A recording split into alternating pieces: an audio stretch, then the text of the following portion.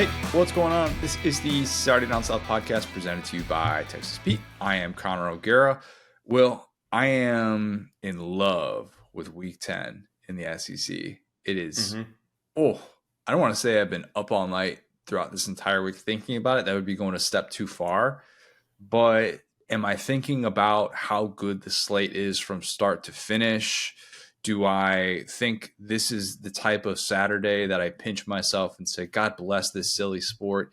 Yes, Will. Yes, I have been doing that this entire week. It's great. It's not quite division title weekend, but I don't know. It's about as close to that as we can possibly get. I realize nothing is officially clinched just because of Mizzou and Georgia and then LSU and Bama. But this is the stuff we dream about. Okay, this is the mid-May weekend that we all have in our minds.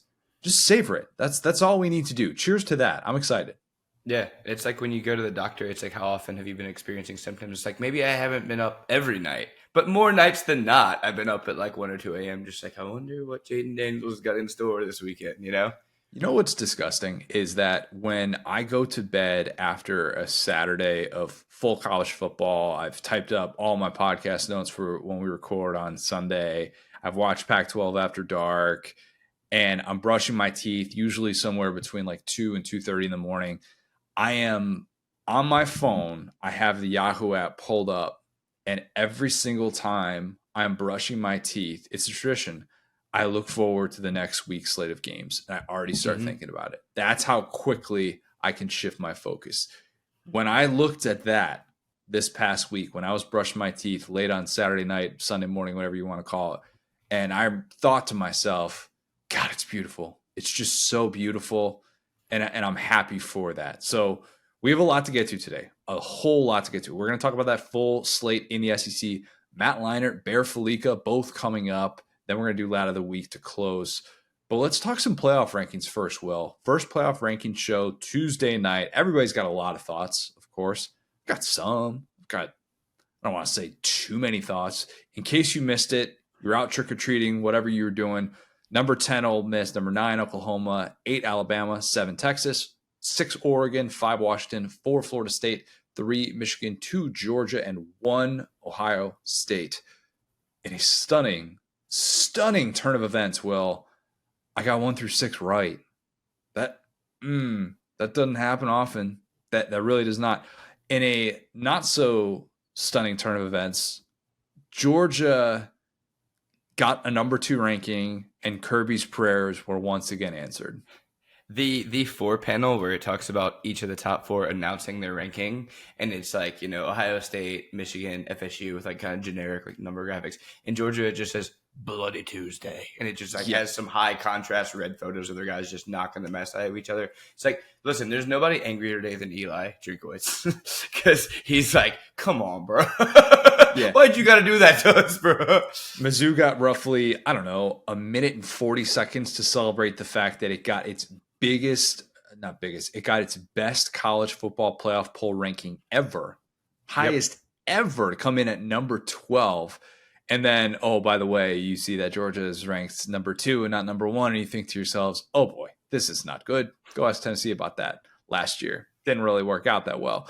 Interesting that Mizzou was ranked ahead of LSU despite the head-to-head of Mizzou losing that game to LSU in Columbia, but it was consistent with the fact that all of the 0 and 1 loss Power 5 teams, there are 13 of them, that's the top 13. They didn't mess around with that. All of the Power 5 unbeatens, that's your top 5 right there. They didn't put any 1-loss team ahead of an undefeated Power 5 team. They did not put any 2-loss teams ahead of a 1-loss teams in terms of the Power 5s. So it felt like the selection committee basically said, you know what? We're just not going to mess around with that. We don't have to at this point in the season. The Pac-12 was great in non-conference play. Everybody else was just kind of meh. Everybody else was in the same exact spot. 2 through 5 was basically the same sort of thing. And this notion that it was like, oh, the SEC was disastrous. I think the SEC was most disappointing. But if you actually look at it from how they performed against Power 5 competition compared to everybody else, you realize that there really was not a whole lot of separation other than what the Pac-12 was able to do in non-conference play. The new SEC has half of the top 10. God, it does. Yeah. Horrible year for the SEC. Oh, they're chalked. Half of the top 10. 4 of the 13 0 or 1 loss teams from the SEC more than any other conference. Yep. Just saying the SEC funeral not exactly happening the way that some expected it to. And it wasn't that the SEC was just doomed to miss the playoff. It was that the SEC was not having a good non-conference slate. And yeah, maybe there's still a possibility that it resembles what I was talking about earlier. It's more of 2016 where there's just truly one good team and then a bunch of 2 and 3 loss type teams. That could still happen. But I will say this though. There are a couple of teams I think that was the thing about 2015-16 is it was Bama and then the next best team was like, eh. Now you can look at Georgia is pretty clearly number 1, and then under that you have Bama, LSU, Ole Miss, 3 good teams. I think that's the big difference between now and then. And I'll say this too, this also isn't there will be no crying for me about 2-loss LSU, especially because when LSU was at this point last year going in the A&M game, they had way better wins. I mean, they had already beaten Alabama. Yep. They had already, what I'm saying? So now you have an LSU team that their best win is Mizzou. They need Mizzou to be as ranked as high as they can because at the end of the day, Mizzou beat Kansas State and we got curb stomped by FSU. So if you don't want to be there, just don't lose to Ole Miss and give up 1 billion points. And then you're probably ahead of Mizzou because you're both 1-loss teams. Very simple math. Yeah, I didn't necessarily think that was totally egregious or anything like that. I do think there was probably at least some LSU fans saying, well, we went into Columbia and beat them. Why are we not ranked ahead of them? And it's for the exact points that you just mentioned there. Speaking of those quality wins or lack thereof, Michigan is at number 3, and it's because of the resume. It's not because of Connor Stallions. That's maybe contrary to what Michigan fans will tell you at this exact moment, but how perfect, just absolutely perfect is it that we have Jim McElwain at the center of another photo controvery. One thing he'll do is lie. The thing that we know is that in front of a microphone, that dude is going to lie. So it's great. It's great that he's the guy we have to trust now. This whole college football, man, just chef's kiss. Just whenever you think, you know what, maybe we're gonna lack some storylines going into November. No. Somebody will make sure that we get the type of content that we need. That photo of maybe or maybe not Connor Stallions on the sidelines for Central Michigan. The fact that Central Michigan isn't able to just be like, oh yeah, that's this coach. Oh yeah, that's this GA. They're instead doing their own investigation. This is a second photo controversy. If you think about it that way, it's like, hey, is this you in this shark photo? Hey, is this Connor Stallions on your sideline? That's what I'm saying. It's how perfect that he's at the center of another photo. Yeah, it's just, it's unbelievable. Wolverines, they were not going to be ranked ahead of Ohio State. This is not the AP poll. This is the college football playoff poll, which is actually more based on resume. It's not as reactionary as what the AP poll can be at times. Think about this too. And for anybody that's saying, well, Michigan's dominated Ohio State the last 2 years. Why is it Michigan ahead of Ohio State? It's like it's not based on that. Tennessee was number 1 in the first playoff poll last year. Mm-hmm. They beat Bama. They beat LSU. They had all of these quality wins. It did not matter that Tennessee had not beat Georgia in 6 years at the time that number 1 ranking came out. It was, hey, have you taken on some quality competition? Have you won those games? That's what we default to. That's what the selection committee, I should say, defaults to when it comes to these rankings. Ohio State has 2 better wins than the best win on Georgia's resume, than the best win on Michigan's resume. That's why that number 1 ranking I thought was obvious. That's why it tipped the scales for me when I was trying to break some of this stuff down. But I think that there are maybe some people saying, well, why is Georgia ranked ahead of Michigan? It's not like Georgia's got all these quality wins, kind of similar resumes. And obviously Michigan's, the average margin against Power 5 competition for Michigan is almost double the second closest team in that category among the 13 contenders that I talked about. Like Oregon's at 20.6, I want to say, and then Michigan's like 39.6. It's crazy how dominant they have been, but obviously against much lesser competition. Everybody knows that. It's been well documented. But I think Georgia totally dominating its 2 toughest matchups of the year was important there. If Georgia wins that game against Florida by like 7, I think Michigan's probably number 2. I think Georgia might actually be number 3. As crazy as that sounds. I was going to say, who's Michigan's biggest win this year? Michigan's biggest win is either at Minnesota or home against a Rutgers team that is now bowl eligible. Bowl eligible Rutgers. So Rutgers. Yeah. But again, like this is about the resume at this point. Right. And this is also a reminder that Georgia's struggling the way that it did against South Carolina and the way that it did against Auburn. that wasn't going to make or break this first ranking in the way that some might have speculated. It didn't necessarily help them, but at the same time, I just don't think the selection committee spends a whole lot of time on that. This is about beating elite teams. If you're looking at this right now, you smiled. That scared me. You gave a very devilish smile when I said that. What was that for? I'm just trying to find the elite team over here that Michigan's beat. No, continue. It's Michigan. They haven't. They haven't. Yeah. No Michigan fan will tell you that they beat an elite team. It's, well, what are we supposed to do against the non-elite teams? You dump truck them. That's what they've been doing. I'll give them credit. Yep. They have done that. The most favorable path to a playoff of any team is Florida State. It's Florida State. Mm-hmm. No ranked teams left on the schedule. As weird as it sounds, the winner of Virginia Tech Louisville is probably going to the ACC championship. Virginia Tech, 4-4 Virginia Tech, has a really interesting path to an ACC championship. That lets you know about the depth of the ACC this year. It's not great. The biggest gripe with the first ranking that I think any team can make the case for, it's Oklahoma. It's definitely Oklahoma. Sooners, Longhorns, one loss. One team has a neutral site head-to-head win, and one team doesn't, and it still didn't matter. I'd be really frustrated if I was an Oklahoma fan seeing that early on. And I get it, the whole losing to Kansas thing, that's considered bad on the surface, but real college football fans know that Kansas is a really good football team. They're in the top 25. They're in the playoff top 25. And I get Texas, you beat Alabama by double digits in Tuscaloosa. That is as impressive of a win as there is in college football this season. But shouldn't the team who then turns around and beats Texas at a neutral site get that love? Just get a little more love? I don't know. I just didn't get that as much because it's not like Texas has this gauntlet of quality wins against teams that are now ranked in the top 25. They beat Kansas. They smoked them.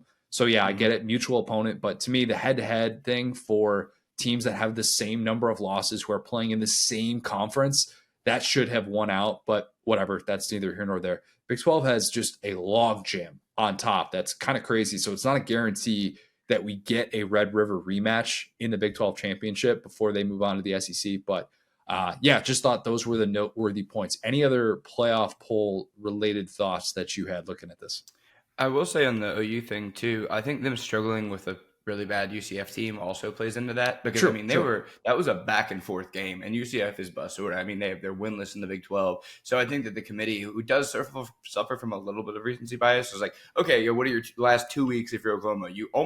If Gus Malzahn had a competent play caller, which we've said that for 10 years, but if Gus Malzahn had a competent play caller on fourth down, in the red zone there, I think it was actually a 2-point conversion. Yeah, it was a 2-point conversion. At the end of the game. Oh, yep. I hated that play. I watched it live and I'm just like, no, Gus, what are you doing? Oh man, just Gus things. That's what he's doing. But yeah, if he had, just a decently competent OC, they could have gone overtime. They could have lost. So I think that's probably what the committee is looking at there. But I'm with you. If you're an Oklahoma fan, you're furious because you're like, look, we dumped Texas. And so that's all that should matter. But yeah, I mean, this one's so early. You talked about it, Mississippi State famously was number one in one of these. Tennessee, one of these, and 0 playoff appearances for either of those teams so far. So I try to not get too wrapped up in it at this point. 2 of the 9 teams who started off number 1 in the playoff poll won a national championship. That was 2020 Bama and 2021 Georgia. Outside of that, it's been a little bit of a tough go. It's by no means a guarantee that you are going to make the college football playoff for the reasons that you just mentioned. The bookend teams, 2014, 2022, and then not making the playoff, Mississippi State, Tennessee. And then other than that, though, it's kind of been a bit all over the place. I just think that there are so many things that we're going to have left to sort out that you're right. We shouldn't get too up in arms about it. You want to talk about some actual football games this week? For sure. Let's do it. Let's do it. Arkansas, Florida. Florida's a 6-point favorite. The over-under I have for this one, 2 references to Kenny Guyton being a former Ohio State quarterback. That might have been low. Might have been a little bit low. He is the interim Arkansas offensive coordinator, also known as Braxton Miller's backup, when Braxton Miller just couldn't stay on the field and was really frustrating. Oh. That was 10 years ago. God, that has flown by. Don't you Connor, feel old? The pretzel that you just made my brain do is like, oh, former Ohio State quarterback is like, dang, that guy just played. If you played with Braxton Miller, you go 10 years ago. Oh my gosh, that was not the other. Yeah. No, it's crazy, man. Time is flying. I am always on alert when there is a coordinator that is younger than me. Don't like that. Mm-hmm. Don't like that at all. I really don't like it when there are competing coordinators in a game and they are both younger than me. That's what we have in this one because Austin Armstrong, obviously, on the other side of that. If you're Austin Armstrong, it's kind of tough. And I realize we're talking about an Arkansas offense that's been so bad. I mean, so unbelievably disappointing this year. But you're going against an offensive coordinator that doesn't have any tape.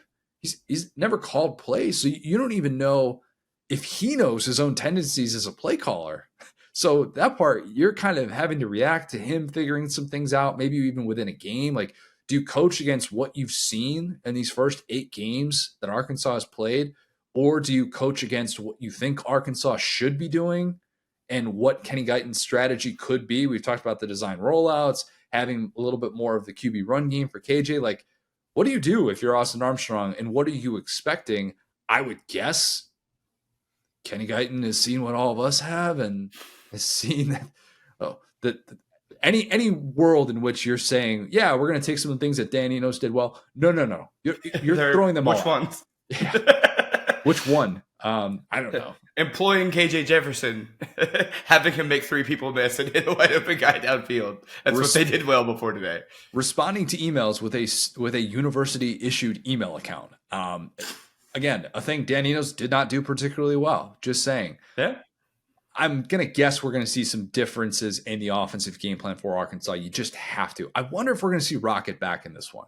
I don't know. It's been a really lost season for him, but back in his home state, wonder if maybe there's a little bit more motivation. Who knows what that looks like? Motivation is probably the wrong way to say it, but more of a sense of urgency to be able to get back, even though it's for an Arkansas team that is now has a margin for error of 0 if it wants to play in a bowl game.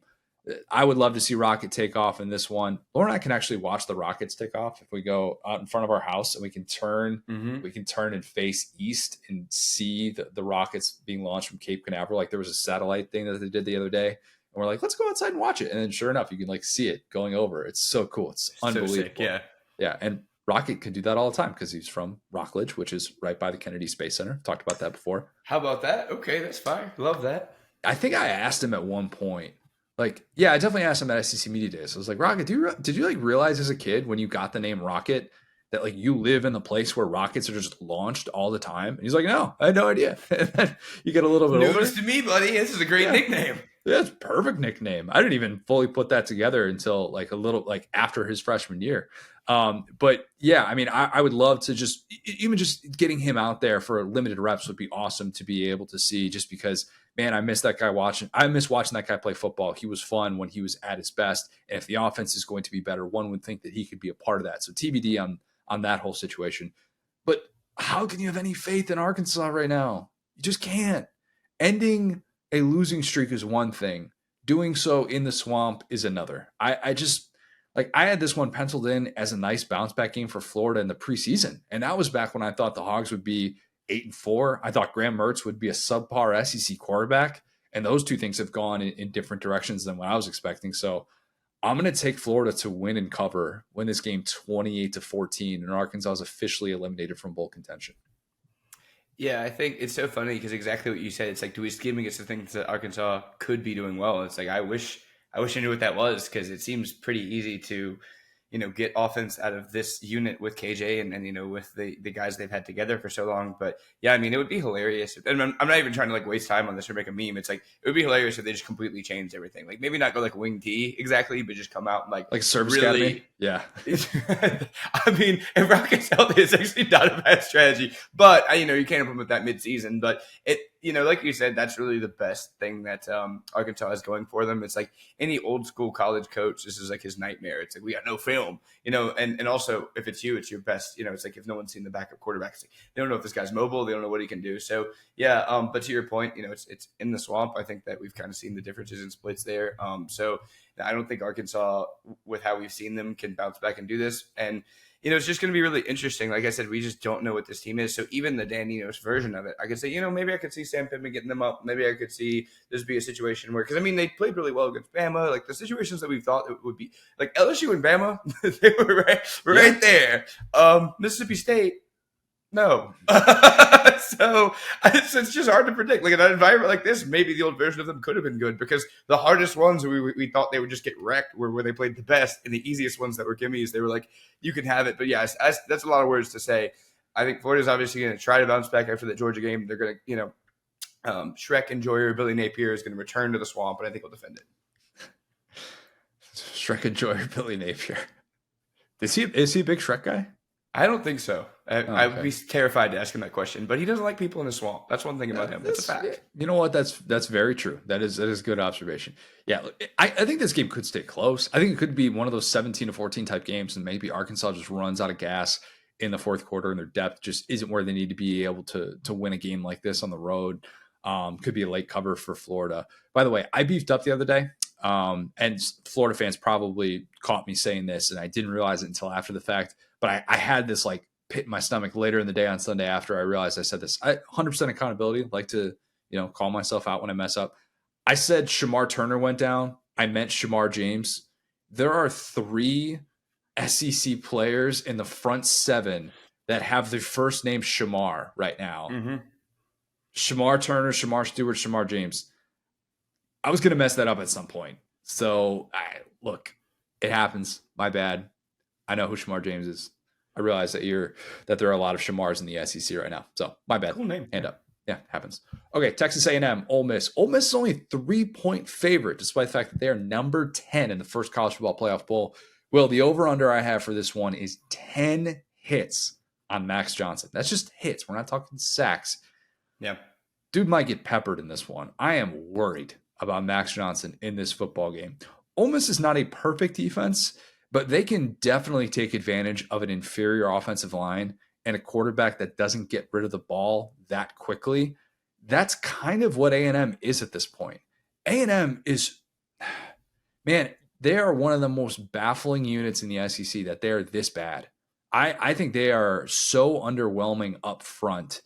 That group, and especially at this stage of the Jimbo Fisher era, and everybody talks about how bad the offensive line was late at FSU when he had stopped recruiting at the position, all these different things. But at their peak, man, they were so good up front at Florida State. You just thought once Jimbo had things going, you would just kind of set it and forget it with their offensive line. And that has not been the case. It's been so bad. And against this Ole Miss defense, look, I think this is going to be a long day for them. I really do. They get in the backfield. They're number 5 in FBS and sacks, number 9 in TFLs. And now you got that offensive line on the road and trying to deal with snap count. And the communication could be an issue. Maybe the hope for A&M is that the Grove kind of has some stragglers for the Vaught Hemingway crowd. Maybe a few too many pickle martinis the night before, people getting after it on the square. Look, the ultimate hangover fan in college football is Oxford 11 a.m. kick. That's it. When you close your eyes and you see that hungover college football fan, it's a bro rocking a powder blue polo, sitting there just head down, sun beating down on him, looking miserable. The pledges in the suits. The pledges in the suits that are like regretting their whole life with the ties on. Yep. Like, man, this isn't what I had envisioned when I was just getting after it last night. This is didn't think about this. Thought the game was later in the day. Didn't think 11 a.m. would come around so soon.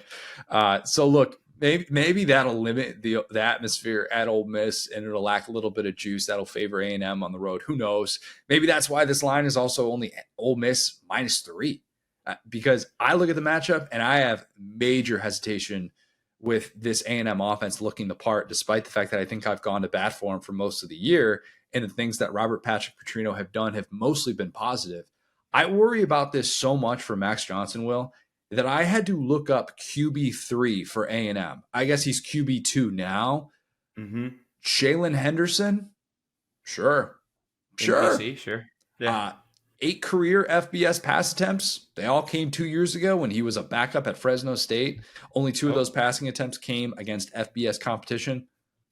I don't love that. I don't love that at all. I also don't really like that line at -3. I don't. That scares me. This would be a very Ole Miss way to squander those West hopes. There's, hey, you get into the top 5? Nope. This is why you can't have nice things. This is why you are not considered upper echelon in the SEC. But I do like the odds of Dayton Wade getting some more favorable matchups, either on the outside, schemed open. He's been great this year. A healthy Quinshon Judkins might still struggle against that much improved A&M run defense, but I still think Ole Miss can do enough to win just an ugly, grinded out 24-17 type game. But man, I keep thinking about that line, and I'm going to probably regret that decision. I'm going to say Vegas knew, and I'm an idiot. Yeah, and you're completely right on with the line thing. And I would say that's probably the position that recruiting rankings transfer the most in on-field play. And that's why A&M has had a great line under Jimbo is they just stack these high 4 and 5 stars. And it's like, yeah, if you have enough of those guys that are 6'7", 350, most of them will learn how to play football. Or, but they have the exact same situation or similar one in Alabama, which is like, maybe they just don't. And that's kind of it. You have some guys that are really highly rated. Like you don't see a bunch of 2 and 3 stars that are getting kind of like cobbled together and coached up the way you'd see it like in Arkansas. But that's the very reason why like with LSU, they brought in the 2 like really highly rated freshman tackles because they were like, hey, sometimes you can't coach size. But on the other side of this, Connor, I just want you to imagine this, right? Let's say, okay, boom, it's 3rd and 9 for A&M, right? Max Johnson, he's in the shotgun, right? He's got to get a first down. You hear the Benny Hill song starts as the snap goes off. They just failed to block the A-gap. JJ Pegues squirts through the middle. He's chasing Max Johnson around. Max Johnson, who will never throw the football away, is now just being chased by JJ Pegues like it's Halloween. And that's going to happen 3 or 4 times, actually, probably. It probably will. Whether it's Pegues, whether it's Jared Ives, somebody's getting through and getting to Max Johnson. Oh, Ives just getting to him, but Pegues is, oh, Lord, he's coming. True. Max Johnson might have a shot to get away from him, but it won't work. No, it won't. Potential for a behind-the-back Max Johnson throw. Haven't seen that since the UCLA game opener 2 years ago. Look, man, it's not going to be a pretty sight at times. And your hope if you're A&M is just in those moments, you're not turning the ball over. It's not a fumble, that turns into a scoop and score or something like that. That could very easily happen in this matchup. Yeah, it's look, Ole Miss.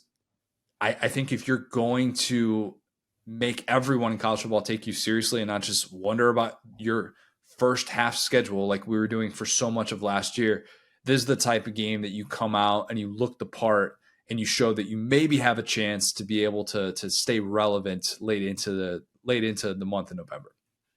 All right, let's talk Auburn and Vandy for like 2 seconds because that's all it warrants. Auburn's a 12.5-point favorite. The over-under I have is 26 Peyton Thorne passing attempts. That sounds like a lot. It kind of is. It's what he had last week against Mississippi State. That's also when he had his best game of the season. I hope, I pray that the 2-quarterback system is truly in the past. I lied. I'm not sitting here praying that the 2-quarterback system is in the past. We've got other things to worry about. There are things in life that are more important than whether or not Robbie Ashford sees 15 snaps in a football game. But I don't want it to happen. I really don't want it to happen. And look, that's not against Robbie Ashford, but to actually see the best version of this Auburn offense, I think you need Peyton Thorne consistently out there now that he understands the offense a little bit more, now that he can run some more tempo, and now that it feels like these receivers actually have a reason to show up to work. I think if Robbie Ashford plays, it'll be like one goal line play where they bring him in for the Wildcat or something like that, and then it's garbage time. I think that's it. One time, have I told you the story about when I got in trouble for writing about garbage time as a throwaway line in a story when I was working at the newspaper in Nebraska? No. So in Nebraska, for whatever reason, garbage time is not a phrase. They do not know what garbage time is. And I blame Tom Osborne for that, actually, because actually, you know what? Nebraska should know what garbage time is more than anybody because Tom Osborne blew out so many teams during their upbringing that they should know exactly what garbage time means. But for whatever you have reason, 2 kinds of garbage time in Nebraska: the Tom Osborne area where you're doing it to teams, and the post Tom Osborne area where you are part of it. That's true. That's a good point, Will. That's a really good point. But I threw it in there as like some throwaway line to say like, oh yeah, like this team, they scored 2 touchdowns in garbage time or something because I was writing about a game that was like 42-0 or something. They were doing running clock in the second half, whatever. I put this line at the very end of a story and I got some calls. Did not think anything of it. I learned the hard way that there's probably a different way to phrase that to avoid having a parent show up at the newspaper office. Oh, no. Not ideal. Not ideal. Don't want to have to ever explain that again. College football, a little bit different, though. We can say that. The kids make money now, despite what Congress might have to say. I can still not feel totally bad that kids are making money. I will say garbage time from time to time. I think there's some garbage time in this game. I think Peyton Thorne And this passing game should it should feast. God, that sentence with Auburn did not sound right. The passing game for Auburn should feast. It just it does not flow off the tongue. We'll just say that. Yep. Vandy is bottom 20 in the country against the pass. Still thinking no CJ Taylor, who has really had himself a really good season before he went down on that hit that he took against Carson Beck on his interception return. But if Auburn wins this game, I am going to give Auburn fans permission to celebrate a bowl berth. Do it. Yes, it's win number 5. I get it. You don't want to count your chickens before they hatch. I personally would be a big chicken counter. I would do that all the time. Yeah, I don't care that it hasn't hatched. Look at that one. You see the size of that egg that's sitting right there? That's money in the bank. It's hatching. I think that given the fact, what are we talking about? I think Auburn is going to get win number 6 because they got New Mexico State in a couple of weeks. That's why I'm saying, even though we don't sleep on Jerry Kill, we do sleep on him when he has to travel across the country to play in an SEC atmosphere. So I'm going to say that Auburn, by virtue of winning this game, getting to win number 5 is actually like getting to win number 6. So Auburn, real SEC team still, which is why Vandy will struggle. Auburn wins 28-10. Fans in attendance by the end of this game at Vandy, I don't know, 16, 17? Something like that. As far as the final score, I'm right there with you. I think Auburn should win this comfortably. I will say the same exact thing, but in verse that I said about LSU's defense, where it's like, hey, just because you played Mississippi State and Vanderbilt does not mean that you've got this passing thing figured out. But I will say something just about this week generally. I feel like this is the only week I've seen, honestly, since we've been doing the pod, that I feel like every SEC team, like every coach could look at their team and say, you know what, guys, we got a real chance to win this week. So Ole Miss, A&M, both of those teams could win. Tennessee should crush UConn. Arkansas, Florida, both of those teams, like if you're in the locker room, you're Sam Pittman, you could get them going against Florida. South Carolina, Jacksonville State should be a walkover. Mizzou, you only got one loss. You're playing Georgia. You got to believe in yourself at this point. This is the highest you've ever been ranked. Auburn, Vandy. Auburn obviously is rolling. They should roll Vandy. They're a huge 12.5 point favorite. If you're Clark Lee, you're like, hey, we've beaten better teams than Auburn here. This Auburn passing attack look horrible. If we get a turnover, we might get something going. You know, you could at least sell it to your team. You could just sell them a dream. You know, Kentucky, Mississippi State. One of those teams has to win, Connor. And then LSU, Bama, same thing. So I think this is like an all-time good vibes week. That every coach is like, you know what, boys, these guys aren't going to see us coming, even if they're underdogs. So does that mean Hopium is on sale, on clearance? Oh, Hopium, clearance on Hopium. But the first playoff ranking is out, bro. Oh, yeah. Okay. All right. You know what? That's not a bad take. That's not a bad take. We, you know what?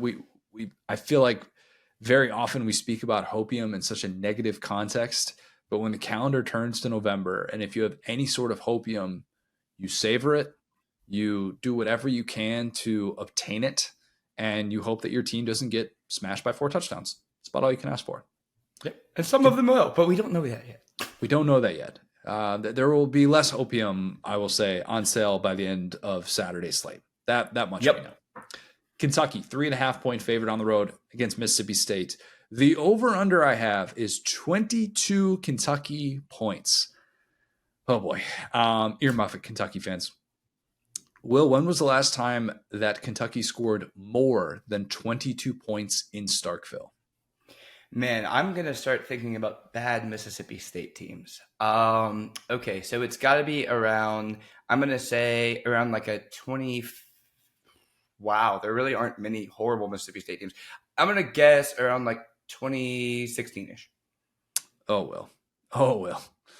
No. No. Is it the Kroom era? You were a decade off. The last time that Kentucky scored more than 22 points in Starkville was the year 2006. Man, I so badly did not want to say the Kroom era, man. We're so mean to the Kroom era on here, but Kentucky has not won in Starkville since 2008. Yeah. Not great. Rich Brooks, he was the last Kentucky coach to win in Starkville. So, yeah, that wasn't even a good Kentucky team either. They lost 63-5 the previous week to Florida. So, 5 is a fun number to have as a total. Anyway. Only reason I included this, Will, was because it was 63-5. And it was like it's Tebow. They won a national championship that year. So, not the most embarrassing thing in the world, but still. Kentucky, despite all of that history, is sitting here as a road favorite, even though it feels like Kentucky hasn't won any game since 2008. That's mean, but you get what I'm saying. September was a long time ago. It's been a minute. Florida was the last win for Kentucky. That was a lifetime ago, considering the month that's been. October was not kind to the Cats. This game comes down to whether or not Devin Leary has really turned the corner. That's everything. Because if he has, we know that you can throw against this Mississippi State defense. If Auburn can throw on you, anything is possible. Okay? True. They couldn't even throw on LSU. They could not. They could not. And I get it, Mississippi State fans. You had that great week against Arkansas. Asterisk. Okay, that is. Did you? That is was the that a great Danny week against Arkansas? Yeah. That was more bad offense than it was good defense, if you ask me. If Mississippi State fans had truth serum, I think they would tell you that as well. Like that game has an asterisk with Danny Nos was calling plays, and we can't include that. Stricken from the record. Kentucky's offensive line was excellent in protecting Devin Leary, albeit in a losing effort against Tennessee. That group, I think, can hold up on the road. Even with the cowbells rocking, I think they can hold up. I'm not sure this is a Mississippi State defense that's going to come at you from all different angles. And I know Bookie Watson's been great. Jett Johnson, the ageless wonder, they're probably going to have some sort of impact in the backfield in this one. That wouldn't surprise me. I am maybe guilty of falling into the trap that I talked about a few weeks ago with Cole and how we probably shouldn't judge offensive lines based on how they look at home in night games. I feel like that's the ultimate outlier for some of these offensive lines that have been like kind of so-so throughout the year. And then you just sell yourself on, oh, this offensive line's actually really good because look what they did at home at night. But I have talked myself into Kentucky winning this football game. Why have I done that? Maybe a question I'm going to be asking on Saturday night. Why did I do this to myself? Even if Leary reverts back to his pre-Tennessee self, how can anyone trust what Mississippi State is doing on offense? Your boy Kevin Barbay has been, I don't want to say it's full-on Basura, but it's borderline Basura, okay? It's not good. It ain't. It's not. And look, I'm not sure about Will Rogers' status. I'm not sure it matters. Look, Mike Wright, Will Rogers, home, road, neutral site. I don't know. I don't really know. I like the idea of Mark Stoops' defense kind of putting this game on their back after they really got punched in the mouth by Tennessee. I mean, that Tennessee ground game looked like its best version of itself on the road in Lexington. So I think Kentucky wins this one, and I think they become the first road team to win this matchup. Here's another bizarre rivalry trend stat. They become the first road team to win this matchup since Dak won in Lexington, 2014. So that's kind of crazy. Yeah. That's wow. Yeah, I love this. Is such an underrated, weird rivalry. Like I know we've like talked about it a good bit, but around the SEC, it's like this rivalry is so strange. It is completely destroyed. Like so many like good vibes, I guess, would be going because both of these teams have kind of had their like plucky upstart, and then they've gone on the road. It just died. It's how did this matchup for two teams like Mississippi State has had the one winning record in conference play in the 21st century, the 2014 Dak season, and then Kentucky has had two since the Jimmy Carter administration. And it's because they cannot beat each other on the road. It's entirely because of that.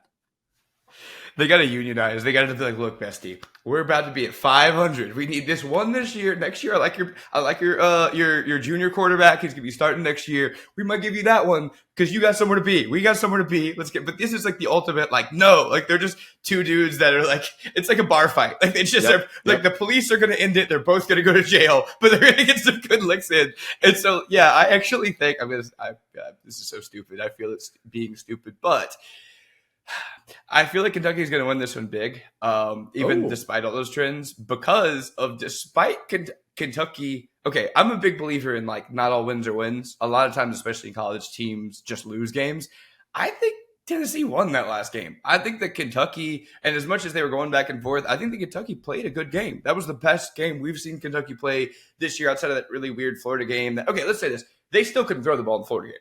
So it was just Ray Davis was disgusting. And sometimes you have, a la Leonard Fournette, sometimes you have one guy who's just unguardable and the rest of your offense doesn't have to do much. And that's probably what that felt a little bit like. But it feels like those receivers finally got on page with Leary. It feels like this was the offense we were trying to see. And an offense that you can see is better than Mississippi State's, which you cannot. It is in a ghillie suit, is hiding, is in witness protection. So I feel like I just feel like if a version of that Kentucky offense, even the one with Ray Davis, even the Florida one that just simply has healthy Ray Davis, I think should be enough. So I'm looking at it, and then you look at Kentucky's defense and how hard they played against Tennessee, despite the loss, despite the yards or whatever. Like they were on there fighting, like they were. Like I said, Tennessee was just. They played really well. I think that it didn't make me think that Kentucky's defense was soft. So I think if you look at how it's always hard to say like with the teams that don't like blow everybody out and like the way that they showed up against Georgia. But I do think Kentucky's like defensive backs are still good. I think their front seven with Weaver and those boys, like I still think there's a lot of pride in that unit. Whereas Mississippi State, like, oh, here you go. Kentucky has not had a ton of just horrible defensive performances. They did have Georgia, which again, that's Georgia who among us. But I think that they're just a more complete football team than Mississippi State. So if State goes in there or State like kind of gets off to a rough start, or if they're not, State has to do everything right to win this game. Yes. Kentucky can be stupid and win this game. And so for that logic, it's like Leary needs to get the kind of mojo going because, they got future ACC champion Louisville on their schedule. So they got to get ready for them. Louisville's tough, man. Game planning for a Jeff Brom offense is not something I would look forward to. I'm just saying, if I was a defensive-minded coach. Yeah, I think that this is an example, and your points are all valid, where certain teams have a lot of limiting factors. Mississippi State is a team that has a lot of limiting factors. Kentucky has less limiting factors for their path to victory. Mississippi State has to have a ton of things go right. I don't think Kentucky quite has to have as many things go right because you might be able to contain Ray Davis. Tennessee did a really good job containing Ray Davis. He's kind of quietly faded off that unbelievable pace that he was on at the start of the season. And yeah, maybe some of that wasn't as sustainable, but okay, then Kentucky finds a way to pass protect, and all of a sudden, that they still have talent at receiver. That the scheme is still there. And even when they were struggling, you were still seeing positive signs from the scheme. But I do think that Mississippi State could struggle at home in a game that has felt automatic for them in years past. Real quick, Mississippi State is the team in Fansville, the Dr. Pepper commercials, right? Wow, I never thought about that. How have you not thought about this with all of those commercials? I always think about this. Well, I imagine it's somewhere in the Midwest. Everyone seems pretty Midwestern. So I guess Maroon really does narrow it down. I feel like it's pretty generic. Like they're not Southern. They're not people. Those are not the people of Mississippi, Connor. Come on. No, the Bosworth as the cop, though. Bosworth is not a Midwest cop. There's no way. So that's fair. And the most recent commercial where they had, I shouldn't say the most recent commercial. I don't know when these come out. There's like 50 of them. But when they had the overreacting to the first play from scrimmage, and Bosworth is like, guys, it was the first play. What are you doing? You don't need to set all your memorabilia on fire and slam popcorn and do all those different things. That was an SEC reaction. That was 100% an SEC reaction. That was not a Big Ten reaction. That was, hold on, we're going to give Brian Ferentz an ultimatum. We're going to give him plenty of time to be the offensive coordinator. RIP Brian Ferentz and the drive to 325. But that to me screams why this could be Mississippi State. Do Mississippi State fans think it's about them? I don't know. I think they could own that. That's a good question. We need to put that out to Twitter because, that's a good point. All right. I'm going to fire up a Twitter poll after we hop off this call. Okay. Let's talk about the SEC East Division Championship of sorts. Not officially the Division Championship, but a game that obviously has major, major East implications. Number 12, Mizzou on the road. Number 2, Georgia. Georgia's a 15.5-point favorite. The over-under I have for this one, Will, is 96 Luther Burden receiving yards. Kentucky is the only team to hold Luther Burden under 96 receiving yards in a game this season. We have talked about him a lot because he is that good. 2 years ago, Luther Burden took that official visit to Georgia. He turns around. Just a couple of days later, he verbally commits to Mizzou. He stays true to Mizzou. It's no late flip at the 11th hour like some speculated Kirby Smart would do. It wasn't necessarily a stunner. There was a strong feeling that he was going to stay in state, but still noteworthy when a 5-star recruit visits Georgia and then turns around immediately and commits elsewhere, especially at a place like Mizzou where, let's be honest, 5-star recruits, they don't grow on trees. They just don't. A couple weeks ago, that was the video of Drink getting picked up, wasn't it? The Ennis Rakeshaw one. The Ennis Rakeshaw one was the first viral one, but I'd have to go back and watch it. He definitely had a strong reaction video to Luther Burden. Okay. I just don't know if it was that specific one. He probably did. Let's just say yes. Right. Let's just, yeah, probably. A couple weeks ago, on the SiriusXM segment that I do every week with Hester and Chris Budden on Off Campus, Chris asked me about the toughest game for Georgia in this stretch without Brock Bowers. And I went with Ole Miss, which was what I said in the preseason. I kind of stand by that with some of the things that Ole Miss does well. And her follow-up was, so you think Georgia is going to stop Luther Burden?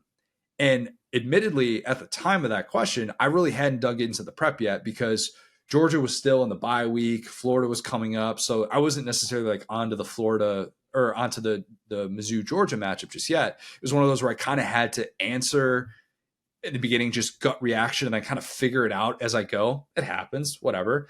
But the more I thought about it and the more I talked through that answer that day, I thought, you know what? Yes, I do think that Georgia will contain Luther Burden. Doesn't mean they're going to shut him down, but I think they will contain him. I have since gone back and looked at how each team's primary slot receiver performed against Georgia.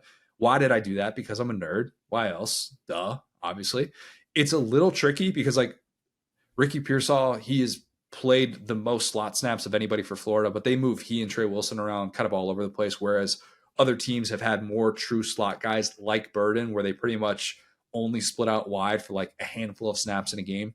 Georgia, against each team's primary slot receiver, they've allowed one receiving touchdown all year. And it was Amari Thomas, UAB. I actually went back and watched it because I'm a major nerd, even more than I let on. And it was actually a goal line play where he was split out wide, so he wasn't even lined up in the slot. Primary slot receivers are averaging 43 yards against Georgia. Take that for what it is. This is the toughest matchup for Luther Burden. And Luther Burden, a.k.a. the guy with more slot receiving yards of any player in college football, it is his toughest matchup of the year. Obviously, like Georgia is shutting him down. Georgia has not had to deal with anybody in the slot quite like him with the amount of reps that he's going to get at that spot. Ricky Pearsall had the best day of any receiver against Georgia this year. Ricky Pearsall, look, the box score looks good. 99 yards, 64 of them came in the second half when it was in garbage time. Hopefully I don't get a call for saying that. Don't show up at my house for saying garbage time. I thought Tyke Smith was tremendous against Ricky Pearsall. I think he will be lined up across from Luther Burden a lot in this game. Not exclusively. It's not gonna be a full shadow or anything like that, probably, but I think we will see a good amount of why this Georgia team that is so sure tackling, that does not really allow a whole lot of yards after the catch, why they will be able to hold Luther Burden in check. Do I think that he is still going to make some plays? Absolutely. He's too good of a player not to.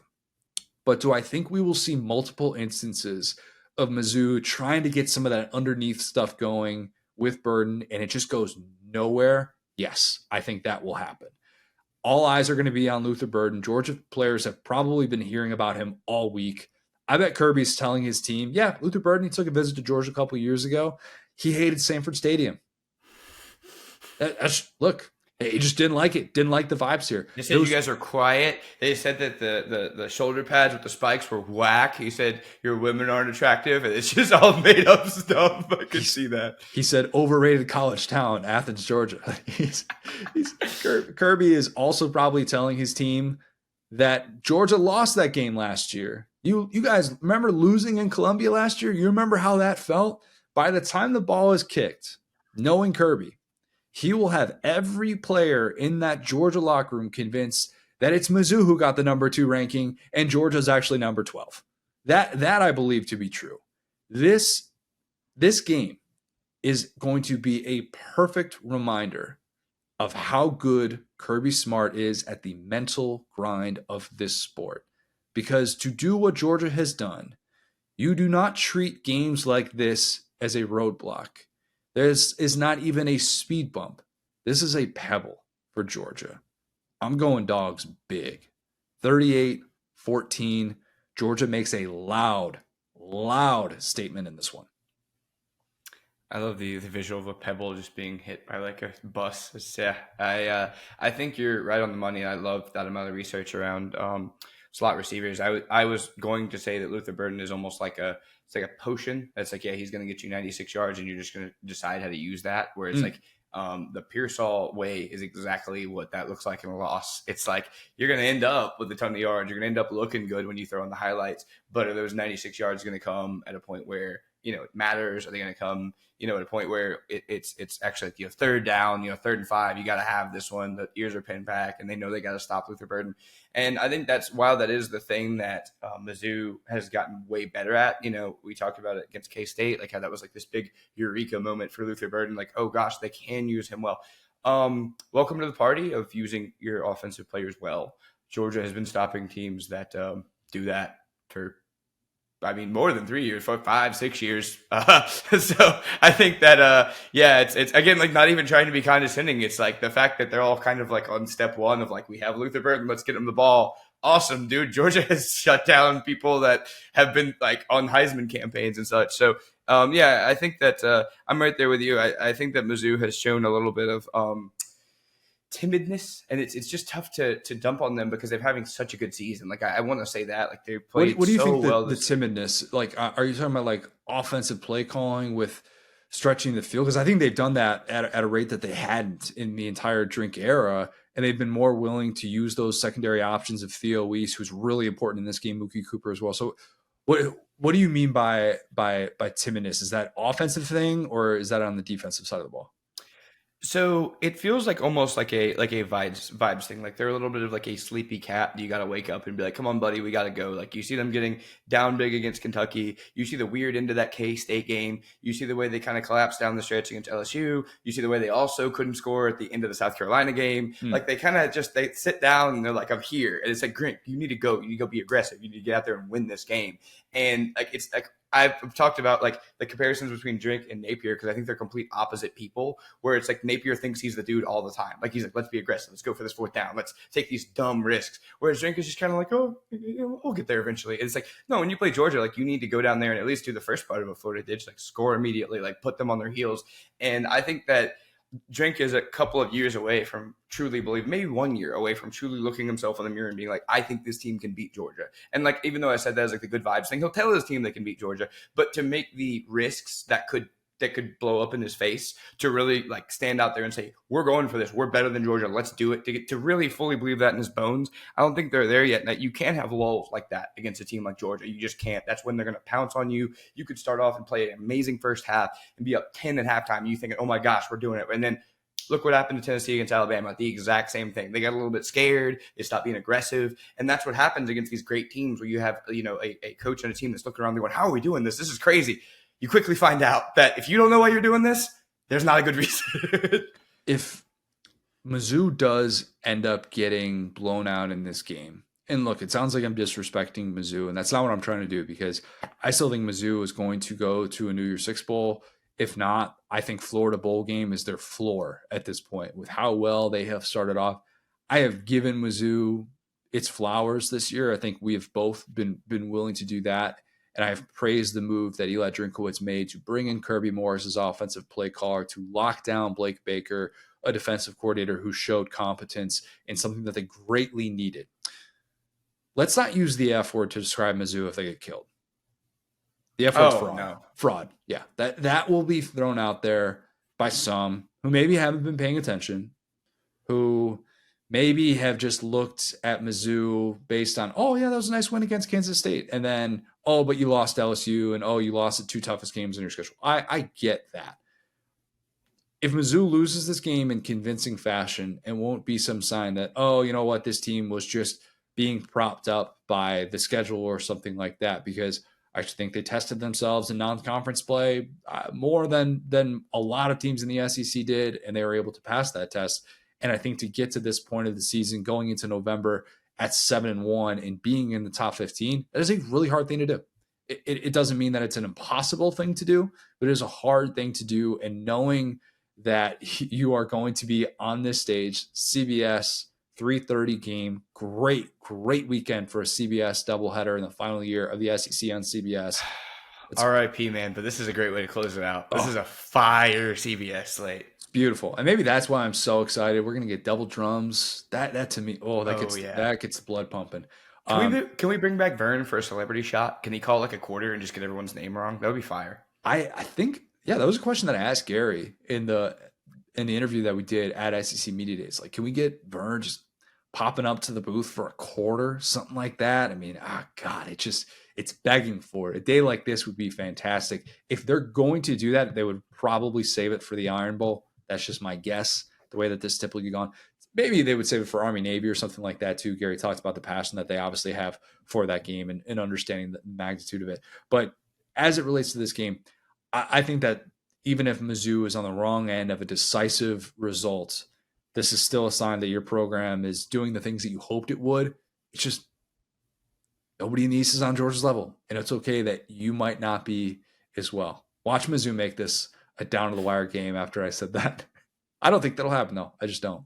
Sorry. I mean, honestly, as just SEC football appreciators, like, we want as many teams to be good and competent. I mean, at least competent as we can. Like, we hate to see these games. Like, I mean, okay, there is some novelty in seeing a 7-3 game that's funny, but we don't want teams to just be dysfunctional and wasting guys' years of eligibility because they don't know what they're doing out there. And, like, I will say this about Mizzou, too. I mean, I said at the time, I thought they were a better team than LSU. I think they outplayed LSU. I can't believe they lost that game. It took Jaden Daniels limping back on the field and leading 2 touchdown drives. And, like, Mevis missed a field goal. And you could easily, like, you could say, oh, well, the Kansas State game, that's what Mevis does. Like, that's the Mevis I know, where he hits that, like, super long field goal. Like, that's more in their wheelhouse than that weird loss to LSU. So, like, don't think, I will not call Mizzou frauds. I think that assuming they can land the plane and you beat some of these, like, teams down the stretch and everything, I think that, like, this will be closer to a 1-loss season, and that loss being Georgia. If they were to lose to Georgia, then it would be like, oh, you almost lost the K-State game. You're actually a fraud. Like, like, I really think they showed me something this year, and I'm very excited for another year with their burden, because this is year 2 for him, right? Like, he was a freshman last year, right? So it's like they're gonna have, who knows what's gonna happen after Brady Cook? That guy's been playing since Bush, but no, we'll see. He's still got eligibility left. Trust me. Everybody has eligibility left all the time. Will, remember 2020. It threw everything all over the place. Now, I don't know. I don't think his NFL stock will be at the place where he wants to leave a year of eligibility on the table. I can't say that with absolute certainty. Who knows? Lives change when you beat a big-time team like this on the road. And if that's what's in the cards for him, who knows what the Brady Cook story has in store. But, yes, he still has another year of eligibility. That's a future conversation. That's a really good point. I'm just enjoying the team that's here now and happy about their future. But at the same time, I mean, if they were to find a way to beat, that's the thing that's so unfortunate about this game, is it's so clearly not a trap game. Like, last year they played well against Georgia. They played really well against Georgia, but it was a game that Georgia didn't really, see coming or whatever. And so this year it's like, no, you're like, the eyes of the world are on you right now. Like, this is your moment. And historically, Mizzou has just kind of been, a little bit chonky in that moment. So, like I said, this is a good building block here, but you don't win a championship in 1 year of being confident. Like, you see, hate to keep talking about LSU. You see what LSU did in 2018. It's kind of like one of these years, right? So can you get everything together? Can you get these NIL recruits? Can you get actually believing in, like, hitting the one drum beat? So, yeah, I think there's going to be a good measuring stick game. But like you said, if they lose and they get blown out, just like every other team has against Georgia, I mean, Georgia won a national championship 65-7. Like, it's really not that bad. Yeah, there are worse things to be said about you than, yes, I got killed by Georgia. Join the club if that happens to Mizzou. The night game on CBS, number 14 LSU, number 8 Alabama. Bama's a 3-point favorite in Tuscaloosa. The over-under I have is 298 scrimmage yards for Jaden Daniels. Will, that is what Jordan Jefferson had combined in those 2 victories he had against Alabama in 2010 and 2011. Why do I bring that up? Why would you do this to me? Why do I bring that up? Jordan Jefferson is the only starting quarterback who recorded consecutive victories against Alabama during the Saban era. Think about that. Ole Miss, last team with consecutive victories against Alabama, but that was Bo Wallace, a quarterback in 2014, Swag Kelly, a quarterback in 2015. Jaden has a chance to join that group with Jordan Jefferson, a group of 1. And obviously he can overtake him statistically, because that's why I brought up the 298 scrimmage yards. Right. Jaden can become the biggest Alabama kryptonite at the quarterback position of the Saban era. That is not something I thought we'd be saying about him when he transferred from Arizona State to LSU. That's definitely not, okay? I thought there were a lot more candidates for this, and then I kind of went back and I'm like, you know what? It's really just kind of an argument of 2. Alabama kryptonite at quarterback. Manziel, I think, has a case to be made, but they weren't able to win that game in the rematch in 2013 because their defense was basura. Deshaun Right. Watson, 2 great performances in championship games against Alabama. I would say Deshaun Watson probably owns that title. I think he is probably the best argument for I was best gonna say, quarterback I ever. think Watson's probably like, considering the way that they've made that happen, I think Watson's the reigning, Definitely, yeah. But like there have been a lot of great one-offs because Steven Oh Garcia, yeah. Cardell Jones, Nick Marshall, Zach Calzada. How about that one? Either of the two Ole Miss quarterbacks. Yeah, Yeah. both of them, Stetson Bennett, Trevor Lawrence. I mean, there have been those one-offs. But if Jaden Daniels is going to become a legend, we're going to know by night's end. And to me, this would be a legendary feat to do something like this. And because of the Heisman conversation that he can put himself into, we will get to more of that with Bear Fallica. But he can jump into a truly elite class with a win in Tuscaloosa. Last year's performance, I thought it wasn't perfect, but he was brilliant with the game on the line. Everybody remembers the scramble that he had. Was there a block in the back? Was there not? It wasn't called, whatever. The 2-point conversion. The timing of that throw, too, to Mason Taylor, man. I went back and watched that. I'm like, God, I didn't give that enough credit at the time because where he's running, where Mason Taylor was running on that play, he was pretty much, and I know it's in the flat, it's a high percentage throw, but you have one window to make that throw before that defender collapses and he realizes what's happening. And you have one chance where if you hit that throw too early, he's getting tackled before the end zone. If you hit that too late, it's incomplete. Like that, he hit that at exactly the right window. And the play call in that spot and the trust that they put in him, it was okay, if it's not there, improvise and you're going to have to run and try and make something happen. And it didn't come to that. He hit the play that was called. And to me, plays like that have defined Jaden Daniels and who he has become as a quarterback since arriving in Baton Rouge. And I think it is a testament to him that he has been so willing to trust this staff. And we have seen what that has yielded for this great LSU offense. To play in Tuscaloosa and win, you have to play perfect football. Quinn Ewers played perfect football. He did. If you are winning this matchup, it is being that good. Because also, the flip side of that is LSU with a banged up defense. LSU could be that bad on that side of the ball. Oh yeah. They are that bad. Yeah. So I don't know if this is a game that you're looking up and winning 27-24. You might truly feel like, oh crap, if we don't come away with a touchdown on this drive, we are in trouble and we could lose this game. I think that is very much on the table because despite what we saw against Auburn and Army, I am not willing to say that this LSU defense has definitively turned the corner. Can't do that. Nope. I do think it's fair to say that if Matt House doesn't have Harold Perkins, I don't know, like give him like at least 12 to 15 opportunities to rush the passer with this woeful Alabama offensive line. I think it's fair to say that Matt House should maybe walk back to Baton Rouge with a sign that reads, I beefed up. You know what? I beefed up. Yep. That's all. We all beef up. You would beef up in a more significant way.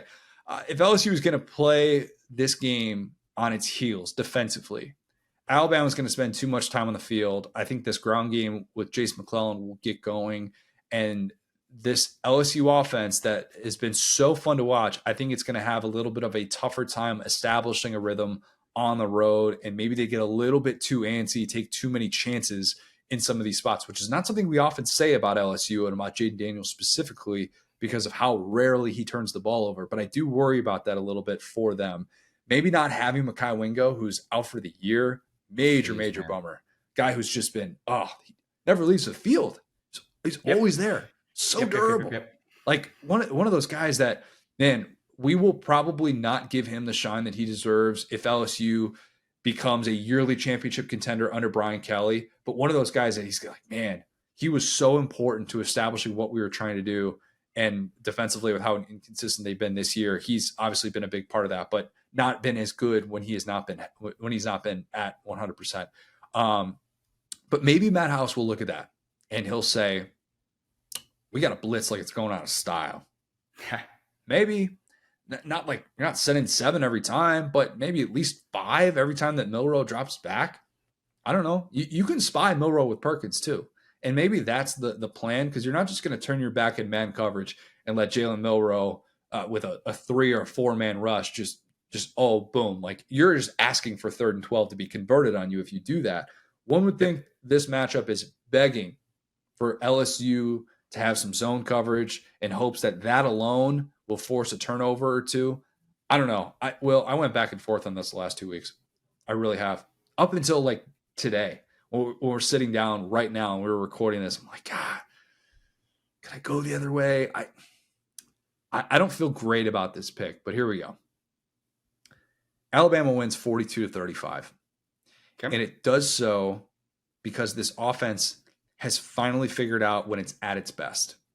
And I think Jaden plays extremely well, but I wondered if I do find myself wondering if he gets hurried into a few too many sacks and Alabama does just enough defensively, just enough to be able to win at home. It wouldn't surprise me if this is yet another game in which Bama's trailing at halftime. Already done it 4 times. Why not make it 5? But I am reluctantly saying, despite what I said in the preseason about this game, I think Alabama will not lose at home for the second time this season. Bama survives a thriller in the grudge match. So, no, we'll call it a rematch. We're just going to call it a rematch, not a true grudge match. Yep. So I was, so the reason why you saw the lights changing in my face, I was trying to find this article that Shea Dixon did talking about the snap counts for defensive backs for LSU. It can't be stressed how horrible LSU's defense is. I mean, and I literally said this before it all happened. I said, look, we about to play Peyton Thorne, Uncle Sam, and bye week at quarterback. All right. That's not Uncle Sam. What Jalen Milroe is. It don't matter who they have. A Patriot. It wasn't like they have a Heisman winning quarterback at Thank Army, you for your service. Thank you for your service, Army quarterback. You are Uncle Sam for this podcast today. Literally, like whatever, it's not a passing standard, you know what I'm saying? So point being, this LSU defense did not get better. And matter of fact, they got worse because you started this season of bad defense where you got blown out in the second half by FSU and with Deuce Chestnut, with Denver Harris somehow. They got that guy in a football roster in the locker room not smoking weed for 3 weeks. That was awesome. And then we got Zy Alexander, who was pretty good. Zy Alexander would have been a good third corner on a good LSU defense. I think that guy's fine. Yeah, he's played solid. And so they didn't get out of base defense. Schematically, they had problems. Talent-wise, they had problems. Those guys are all gone. I mean, they're not going to play. We don't know the whereabouts of Deuce Chestnut right now. Every time they ask Brian Kelly, where's Deuce Chestnut? He's just like, he's not with the team. Same thing with Denver Harris. He's probably at home, I don't know, doing whatever he does, but he's just disappeared. Like, these guys are – it's not that they're hurt. Like, Zy Alexander wants to play. These guys are just doing their thing. The Greg Brooks thing, too. I mean, him being out for the season, obviously a tragic situation, but, like, that's a guy they desperately could use somebody like him right now. Oh, yeah, and that's the crazy thing. You start the season with Greg Brooks. He has this insane cancer story. You have J.K. Johnson, who's like out for the year in spring camp. Yep. So you have a bad defense that is now – I mean, Sage Ryan's playing cornerback. Sage Ryan couldn't play safety on this team, and we recruited him to play safety. To your point about Mekhi Wingo led all defensive players in snap count last season. When Mason Smith went down, I thought our season was over because I thought he was going to be our best defensive player. Guess what happens? Harold Perkins happened, and Mekhi Wingo happened. And that dude – ball. Like it's one of my favorite LSU players that I've seen because I think he led all defensive tackles. I think he led all interior defensive linemen in snaps last year. Like that is not an easy thing to do. Like that is durable. I mean, something that LSU really needed. Like they don't win the West without him being that every down type player in a post Mason Smith world. Yes, I completely agree. And Mason Smith, great freshman season, physical freak, looked a little bit slow this year, just to be honest, looked a little bit, not the guy that we thought we were going to get. But that's what happens when you have this terrible injury that you got to come back from. A guy that probably has an NFL future, there's so much going on. I'm not really going to blame him, but he just hasn't been what we thought he would be. So it's not like, we still got him. I say all that to say what we're not going to do on Sunday morning is come on here after Jalen Milroe has 300 passing yards and 3 touchdowns and go, this is a statement game for Jalen Milroe. Jalen Milroe played amazing. This is a Sun Belt defense. This is not an SEC defense. This is exactly what I said about Mississippi State, what I'd say if they played Vanderbilt. This is a horrible, horrible defense. Like, it cannot be overstated. That being said, on the other side of the ball, we have Jaden Daniels. And I don't worry about Jaden Daniels getting scared on the road. I don't. I think that he's already beaten Alabama. Here's the crazy thing. This whole, be scared of it. Saban's playing him to be 1-1 against Jaden Daniels. There's already going to be that Mason Taylor throw. You can't erase that from history. So at the end of the day, the whole a quarterback needs to march into Bryant-Denny Stadium and beat Nick Saban. This is a game I don't think that's true. I think that quarterback's on this team. He's already done it. He's already beat him at home. And the team with Bryce Young and Will Anderson, a better Alabama team, a clearly better Alabama team is the one he beat last year. I don't think that says anything about Jaden Daniels. I think this defense is so bad that if we look up and Burton has 230 and 3 tutties again, it's so possible. Because these DBs are so much worse than the ones at A&M. And one thing about Milroe is that he will uncork one. And one thing about LSU is they had 19-year-olds back there. So on one side of the ball, or one side of it, we've seen these stories over and over and over again of LSU players coming up and saying, okay, we're freshmen, Tyrann Mathieu, these guys that popped up out of nowhere. Harold Perkins last year, oh my gosh, you're going to save the day. We're counting on 4 of those guys right now. Toviano, Stamps, those guys to all play great to win this game. But that being said, I still feel like I trust Jaden Daniels. Every single time this season that I've thought to myself, okay, we have to win this one. Outside of the half against FSU, it was a completely different team. The Ole Miss game, defense was so horrible, and figured it out. I don't think Jalen Miller was even Jackson Dart. I don't think he's a guy that can go through his reads and find the open coverage. I think that Jaden Daniels has proven enough that I can't pick against him at this point in the season, no matter how atrocious this defense is. And maybe if he comes out there and throws 3 picks and he plays like crap, I get it. I'm wrong. But what this isn't is a battle of quarterbacks. This isn't, Jaden Daniels is going to have to do X, Y, and Z to win. Jaden Daniels could score 50 in this game. He's already lost the game where he scored almost 50. So that's my thing in this game, is that I'm not as – I think that some of the Alabama defense looks amazing. We've seen the teams after that and before that, and it's not like these teams have been amazing outside of the Alabama game. Tennessee puked on their shoes. Why? We've seen that for 15 years. A&M can't play offense.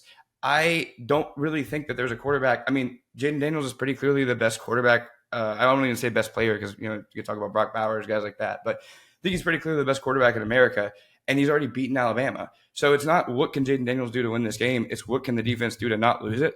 And playing a quarterback like Jalen Milroe, who is so confident, he does not take bad reps. He doesn't get down on himself. He just keeps uncorking it. I think that Saban is smart enough to realize what Drink didn't, which is you got to keep testing these guys downfield. But I say that to say, and this is going to be a very interesting, and I'm going to say this game is actually, believe it or not, going to be a little bit lower scoring, because I think both of these teams want to shorten this game.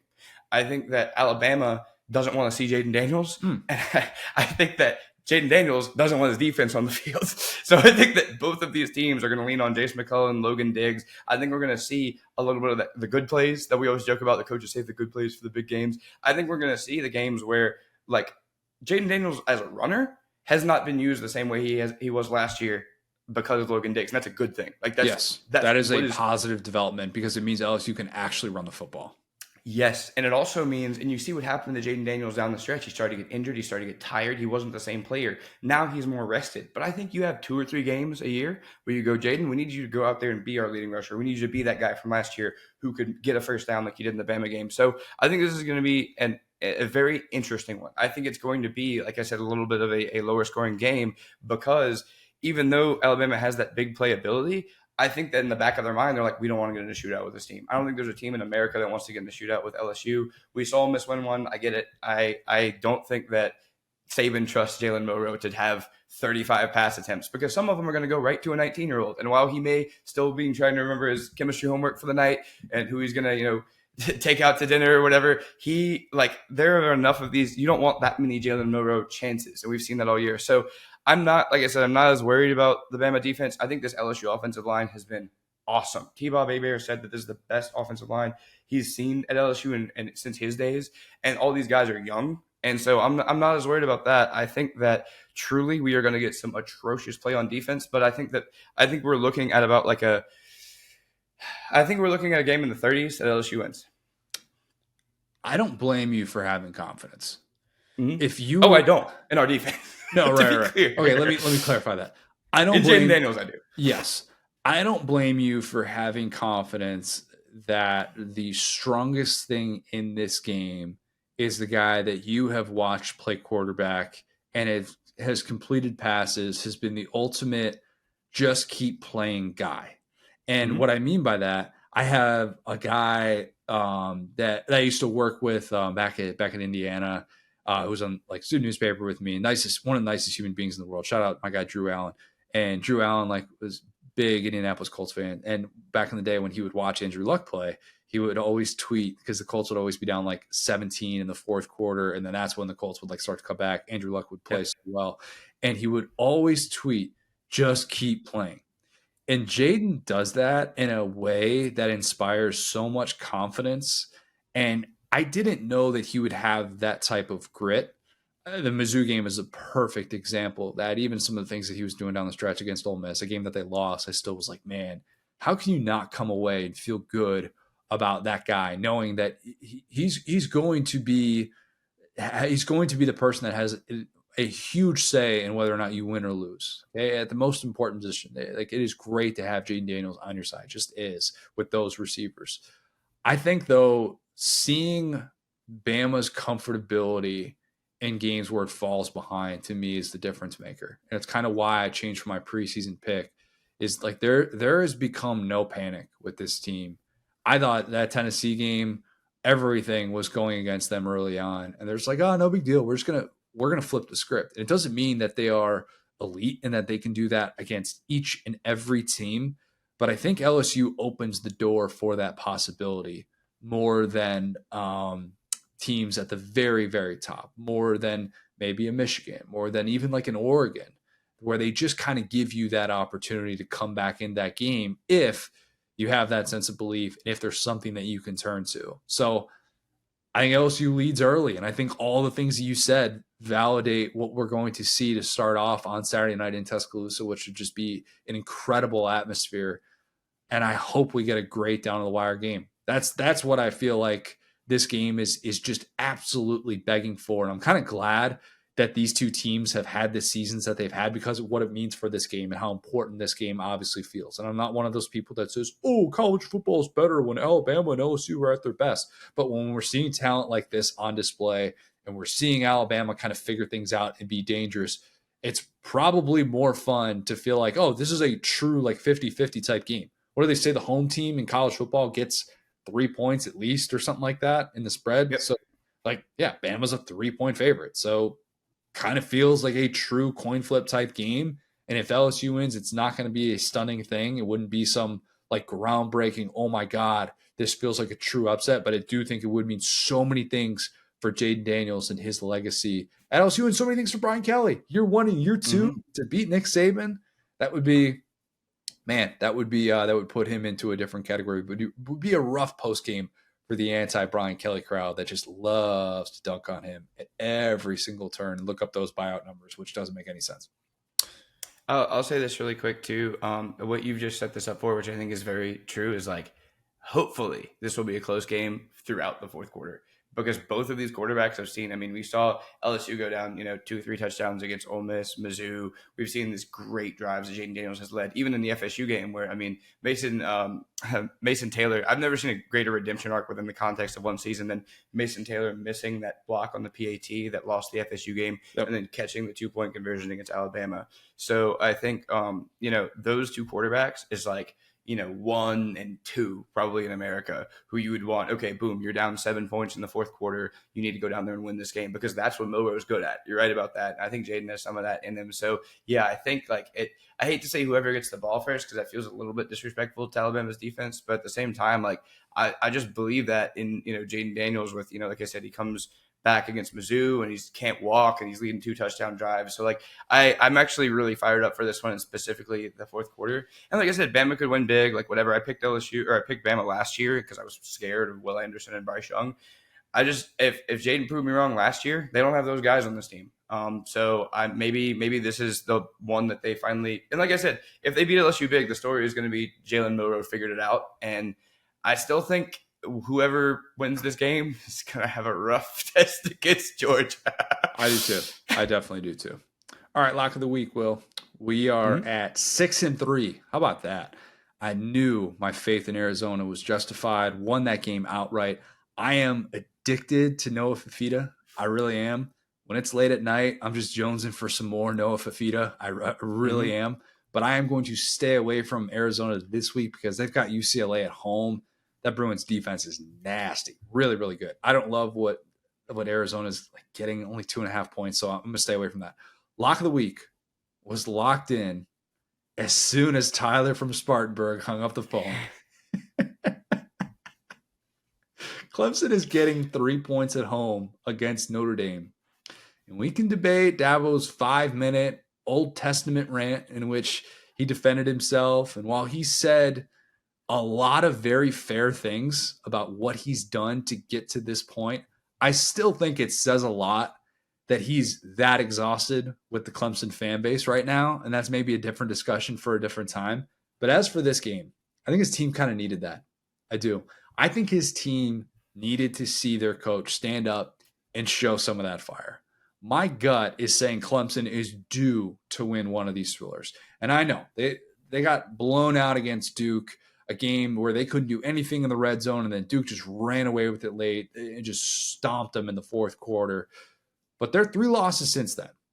OT against Florida State, double OT at Miami, which, look, Shipley probably should have gotten the ball in that play. Definitely should have gotten the ball in that play. And then they lost by a touchdown at NC State in a game where they were down 24-7 entering the fourth quarter. And they had the ball in NC State territory with 1:15 left and a chance to tie or even win that game if they wanted to go for 2. Probably didn't want to go for 2 after the way things went against Miami, but you get what I'm saying. I don't think Clemson has thrown in the towel as much as some might think because they're 4-4. I will gladly take the 3 points for Clemson at home against the Irish. Big week for Dabo and Clemson. Stock way up. Who would have thought? Yeah, this is – you were talking about, let's not say Mizzou or frauds after this. This is a big-time fraud watch game because whoever loses this game, especially if it's bad, the fan base is going to be like, hi, buddy. Clemson being below 500 is on the table if they lose this game. Do we really think Clemson's going to be below 500? Do we? This is going to be much-watch TV, or must-watch TV. This will definitely be one of the games, despite all the great SEC action. But, yeah, I see the vision. I see, that one's got that little bit of juice left in him. I think Clemson comes out firing, and they can thank Tyler from Spartanburg for that. Let's get into our interviews. Had a couple of slight audio hiccups with Matt Leinart early, so apologies for that. Be patient. That's just in the first couple minutes, and then we get things figured out. So do not worry about that. Great stuff with him. And then Bear Fallica joined us to talk about a bunch of gambling things ahead of the final month of the regular season. So first Matt, then Bear. I'm now excited to be joined by a very special guest. It is USC legend and current Fox Sports college football analyst, Matt Leinart. Matt is here on behalf of Coke Zero Sugar. Matt, you have the nation's first FIL deal, or fan image and likeness. You're trying to find the best fan ever, which that's a crazy endeavor to think about. I want you to tell us about that. And also, are you eligible for this to be the best Kansas fan ever after picking them to beat Oklahoma last week? Okay, well, let me answer the first part of that first. So I've teamed up with Coke Zero Sugar, and it's been awesome because, as you know, college football is all about the fan. I think it's what makes our sport the best. It makes it the most unique.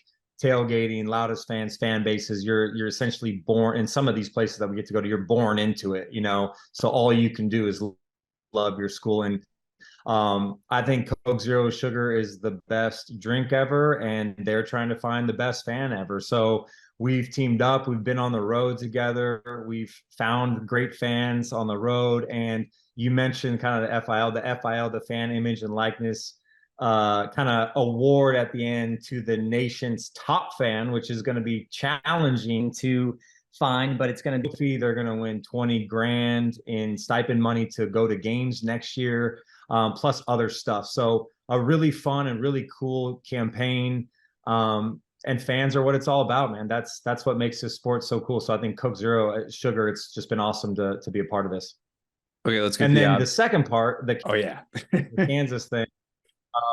What? It's interesting because I'm sure Oklahoma fans don't really like me that much. Since Lincoln came to USC, for some reason it's my fault or it's SC's fault. So I've had some fun banter with them over the last couple of years. But being at that game and all kidding aside, like I have so much respect for Brent Venables, Dylan Gabriel. I mean, like the job he's done in year 2, it's been remarkable. But I did pick Kansas to win that game. I was the only one up on the desk with the guys to pick. And the love from Kansas has been pretty cool after, man. They were excited we were there. We were excited to be there. And Rock Chalk Jayhawk, man. So Caleb Williams, what have you made of his season so far?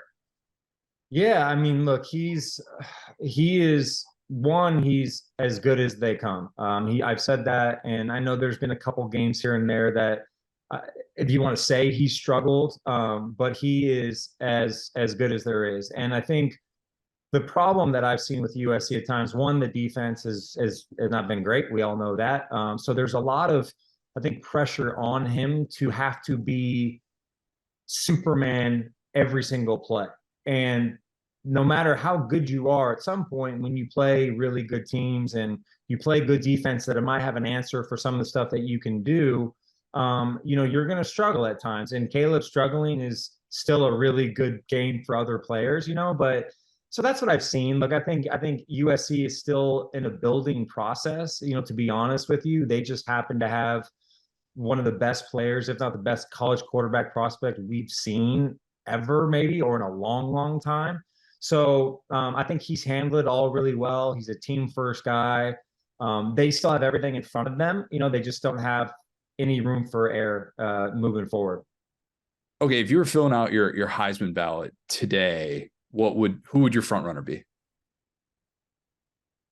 It's a great question. I think Jaden Daniels might be my front runner. And I know they have 2 losses and they got a big one this weekend. And I think they have to win out. But the pace that he's on, because you go back to Joe Burrow's year a couple of years ago, it was one of the best statistical years, one of the best offenses, all those things we've ever seen. Jaden Daniels is right there on par, and he's on pace with Burrow. His numbers, I think he might get it. I think JJ McCarthy is a guy who's just kind of waiting for those opportunities, and then all of a sudden, boom, he's gonna take home that trophy. So I think those two are the front runners. Marvin Harrison Jr., excuse me, is there, and then kind of that cluster of guys of Michael Penix Jr. and Bo Nix and Jordan Travis, like Dylan Gabriel. They all have still opportunities here at the end of the year to kind of get back in it. But I'll tell you what, I think Jaden Daniels, man, if they win, if they get to an SEC championship game, my bet would be on him. Matt, I want to give you a comp that I'm guaranteeing you've never heard this before, but I want you to tell me if it's accurate. So Ben & Jerry's is to grocery store ice cream as Matt Leinart is to USC quarterbacks. Let me explain. There are good options for grocery store ice cream, but you trick yourself into thinking that they can be just as good as Ben & Jerry's because they're in the same place. There have been good, even great quarterbacks at USC, and the one who's currently there, and Caleb Williams. But because of you, there's this assumption that every great quarterback will be movie star famous and win national titles. You are Ben & Jerry's, in my opinion. I appreciate that because I like Ben & Jerry's. Yeah, I mean, it's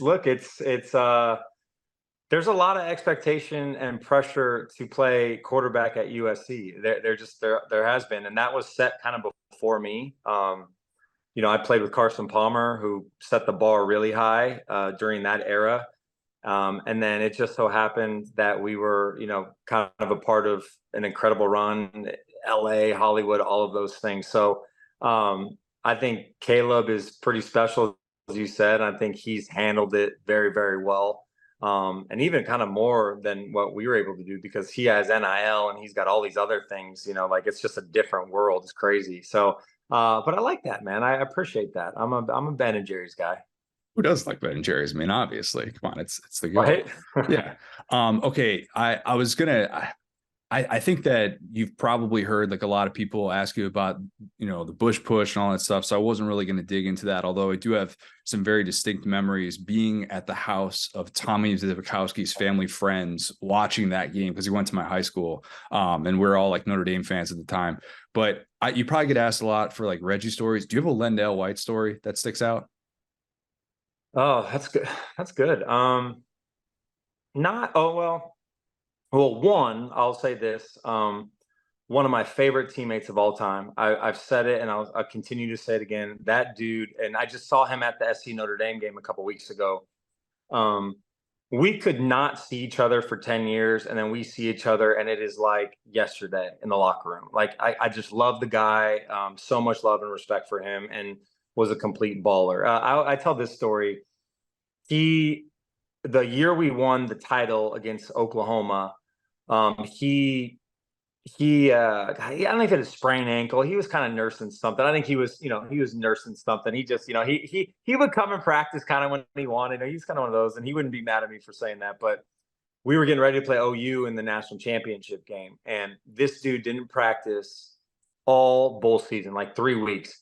He weighed about 255. No joke. And Lindell's like 6'2", like Lindell's a big cat, man. He's 6'2", 6'2.5", was always thick, could run. But all of December, he is just, doing whatever he's doing. He's not practicing. He's getting healthy. We needed him, obviously. He shows up at that game. I remember he weighed at like 255 or 256.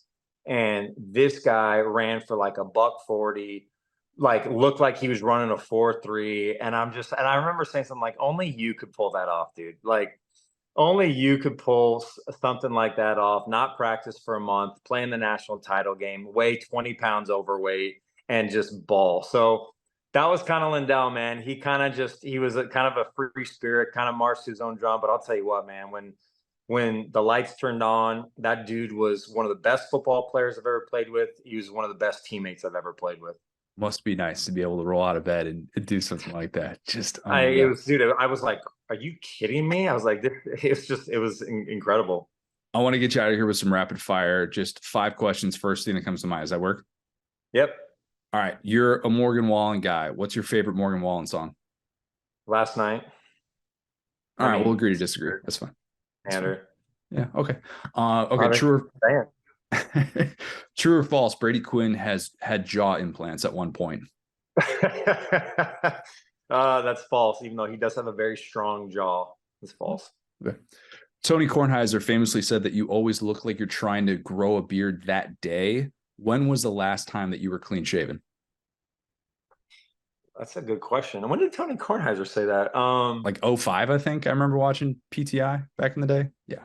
Not to put a damper on this interview, but my mom passed away like 6 years ago, and I clean shaved for her funeral because she liked me clean shaven. So 1, thank you, because I get to talk about my mom. But 2, I think that was the last time, and that's probably the one time I've done that since probably NFL interviews coming out of college in 06. Like, it's just not my thing. I look awful with a clean shaven face. Fair enough. Yeah, that's okay. That's a good reason to do it. Now I feel bad for asking that. No, okay. Don't feel bad. It's all good. True or false? You had the editors cut you out of that scene in season 2 of Laguna Beach when Kristen was on the phone with her then boyfriend, which was you. That is actually false, because I didn't know who the editors or producers were at that time. And looking back, I had no idea that even happened until like after the season, and I didn't really watch the show that much. So that's a good question. Yeah, okay. But no, nothing. I had nothing to do with that. Last one. You understand the grind of a three-peat. If you had to bet all of your Coke Zero Sugar that you have in your house, I imagine just closets full right now. If you had to bet it all on a prediction, would you say that Georgia will or won't three-peat? I will say they won't. I think they're really good again this year. I just think there's so much more parity this year. They aren't as dominant as they've been. I just feel like someone's gonna take over that crown. Perfectly fair. Matt, really appreciate the time. Good luck finding the best fan ever with Coke Zero Sugar and everything else that you got going on. Love Big Noon, love all the stuff that you got going on with Wendy's and a million other things that I'm sure we can get into. Awesome, man. Thanks for having me, dude. I'm sorry about the technical difficulties too, but appreciate you though. All good. Appreciate it, man. All right, man. See you, bud. Now excited to be joined by a very special guest. It is Chris Bear Fallica. Bear, I want to get into how your year with Fox is going, talk some gambling with you, of course, as we always do. Everyone go listen to Bear Bets with you, Jeff Schwartz. But I got to ask, have you finished The Office since we last talked a couple of months ago? Because I think you're in the middle of season 5. No, have not. I failed on my homework assignment. I'm sorry. You know what? You're good. You're good, because there is part of me that wants to just live in that season 3 through season 5 world. Okay. And it's a great place to be because there is a lot of talk about. Nobody says The Office gets better post season 5. I think season 7 has some great moments that you will eventually get to, I think. And I've already kind of given you the spiel on 8 and 9, but that's not the worst place to be. So I'll let you off the hook for that. I don't think that's the worst. Yeah. We're in the middle of the season. You know how it goes. Time is precious at this point of the year, and maybe you catch up on a little sleep every now and then, or you're looking at these college football playoff rankings a little bit too much and trying to make a mountain of a molehill and stir stuff up. But yeah, I got shoulder surgery coming up in December, so I think I'm gonna have plenty of time to zip through some of these shows that I've missed out on in the last couple of years and catch up on some things, being that I won't be able to do much else. Shoulder surgery, is that one of those things that you put off for a really long time and then you just decided now is the time? Yes, it's exactly what I did. Like for the last, I guess it's been like 7 years or so. My left shoulder has been shot, and finally the cortisone shots have worn off and had very little effect. And yeah, I went for the scan to see how it was. The diagnosis was, and he was like, anytime the first couple of words of the scan are severe osteoarthritis of the humor, I'm like, yeah. Doctor's like, yeah, you're ready. It's time. So yeah, I got to have shoulder replacement. Okay, so when that time comes, and like you said, you'll be binge watching some shows. Let's tie it into some college football. Well, that's what we'll do. I was trying to think if there is a Stanley Hudson team in college football. You said last time if there was a character in The Office, that's who you'd be. Like the team where they mind their own business, better record than what you'd think. Stanley Stale's record is impeccable. You get the occasional high moments from them. Did I stutter, if you will? I think Oklahoma State is that team.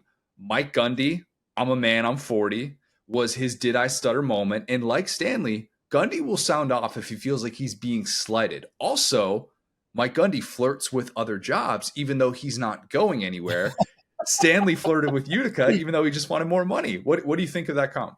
That is a perfect analogy and exactly where I was going with this. Every year, it seems like Gundy just pulls it together. He makes chicken salad out of you know what. Oh, you lose this quarterback, you lose this wide receiver, you lose this running back. You change defensive coordinators, change it. Oh, this won't be the year. And every year you look up and he's winning 8-9 games, and here they are again ranked. Like when they got blown out at home by South Alabama, and then they follow it up with a loss to Iowa State. Like I would have thought their season was headed. You don't know who your quarterback is. You're playing 3 guys, and now they kind of figure things out. They won 3 straight games as a dog, blew out Cincinnati in the second half last week. Like this is a dangerous game, I think, for Oklahoma this week, especially coming off of the loss in Kansas. And you look at some of their underlying numbers, like some of the yard per play metrics that are out there. They're not as good as that 7-1 record might indicate. They probably should have lost to UCF at home the week, or should have very easily could have lost to UCF at home. UCF, oh, by the way, who has not won a Big 12 game. Would not surprise me at all to see to use the poor pun, the little brother in state, which is kind of how OU, I think, views them at times. Would not surprise me at all in the final scheduled edition of Bedlam if Oak State wind up pulling that upset off. Yeah, Big 12 is all over the place. 5 teams that are 4-1 in conference play. By no means a guarantee. Iowa State. How's Iowa State 4-1 in conference? It's amazing. Again, another team that you couldn't get a first down against. You turn the ball over. Again, stumble on all over the place in all these toss-up games. And here you are. You're right in the mix of things, and maybe getting it somehow finding yourself again in the chance to go to the Big 12 title game. Yeah, it feels like if there's a conference where chaos is going to unfold, it's probably the Big 12 with the way the final month kind of sets up with a lot of those teams playing each other. Could be some more craziness. Okay, explain this to me because you get this world better than I do. It feels like J.J. McCarthy as a Heisman favorite, depending on where you look, because it's not at all places. There are a lot of places where Michael Penix is still considered the Heisman favorite. But it feels like it is based more so on the odds makers trying to get ahead of a backloaded schedule. Because if the season ended today, there is just no world in which a guy who hasn't had to throw more than 30 passes in a game, who's only beaten Rutgers and Minnesota, is getting the nod. To me, if you're in on J.J. McCarthy winning the Heisman, from an odds perspective, the time has kind of passed if he is your guy. How do you see that? We were sitting in South Bend a couple of weeks ago for Big Noon Kickoff, and it was miserable weather. Fans were awesome hanging out there in the rain and cold. And I'm sitting out there in the show like I was, thumbing through odds and lines. And I had got on the podcast here on the week. I was like, I don't have any real strong feels or any stance right now in the Heisman other than a preseason flyer on Connor Wigman. And so I'm going through and I'm looking at the schedules and I'm like, there are two guys I'm going to wind up playing. I play J.J. McCarthy at 25-1 basically for that particular reason.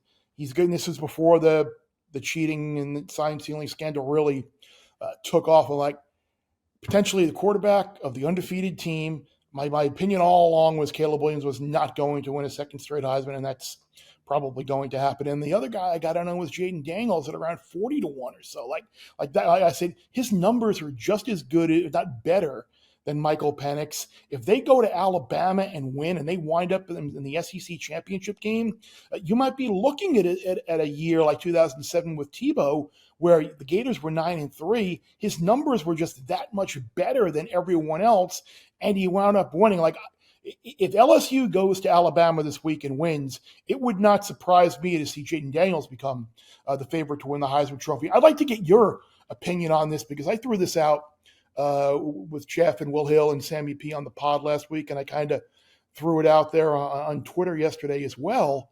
Like, do you think, again, I am not a Heisman voter. I don't know if you are. Like, do you think some of these Heisman voters out there might hold a little, if you're a former player or a former coach, like, or a media member, maybe there might be a little bit of a grudge against Michigan? Do you hold it against the player? Like, yeah, well, makes it a little bit easier if he knows what defense these guys are going to be lining up. Like, I again, I couldn't believe what Book Oregon was saying last night about how, we directed them football. Like, if you're a coach on that committee and you know a team is blatantly cheating, like, that's not going to affect your opinion of the team. Like, I am still really curious how this is ultimately going to play out. I hate the whole down the road deal where we're going to, the NCAA or whomever will punish them a year or two from now when Harbaugh's gone and these players are gone and this coaching staff's gone. But man, it feels like if there is going to be any punishment for this, shouldn't it be now? Yes, in theory. I agree with Boo Corrigan from the standpoint of it's not their job to decide which report is accurate and which report is not. And that's where this is really complicated. Unless the NCAA comes out and releases some initial findings and we have lawyers who have investigated this and they've conducted the interviews and they've done their own private investigation that they can say, here, College Football Playoff Selection Committee, do with this what you will. Or alternatively, if the Big Ten were to step in and make an unprecedented move to sanction them in the midst of a potential national championship run, which I don't think is going to happen, then that changes it.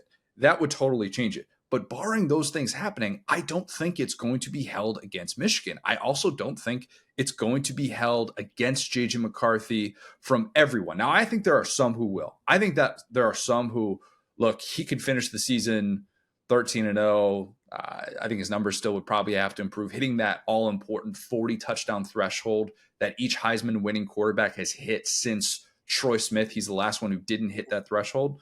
But I still think that Michigan is going to have those things in front of them, despite the very subjective nature of this, because this is one of one. We've never had something like this in season, but I'm fascinated. I like, and that's maybe part of why I'm surprised by these McCarthy odds is because of the point that you just mentioned. Like, it's a very subjective award. How do you totally strip that? I don't know. And it'll be interesting to see if that changes, if we find out more things. Yeah, because I remember at the start, I remember people were asking me, what do you think?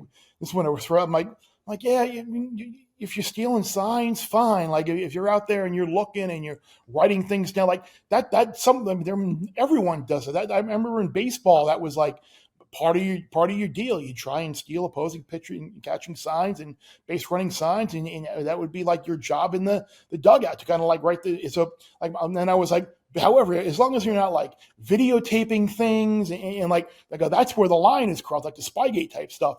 And then apparently that's where it is.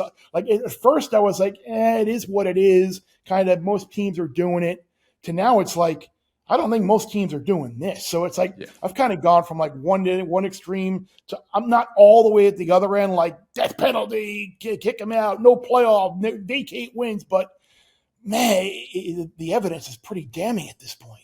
Yeah, that story that you tweeted from The Athletic this morning. If you haven't read that, or if maybe if you don't have an Athletic subscription or whatever, try and find a way to be able to kind of read that and see what opposing coaches are saying about this, because as widely as accepted as sign stealing is, it is interesting to see kind of their perspective on this whole thing, and who knows how it's going to impact Michigan in the season that could be. You talked about Jaden Daniels, getting some action in on him. When did you get in on that 25-1 with him? Well, that was it was actually, he got it like 33 or 40. It was, that was the week of USC Notre Dame, which would have been what, October 21st? Is that when that game was?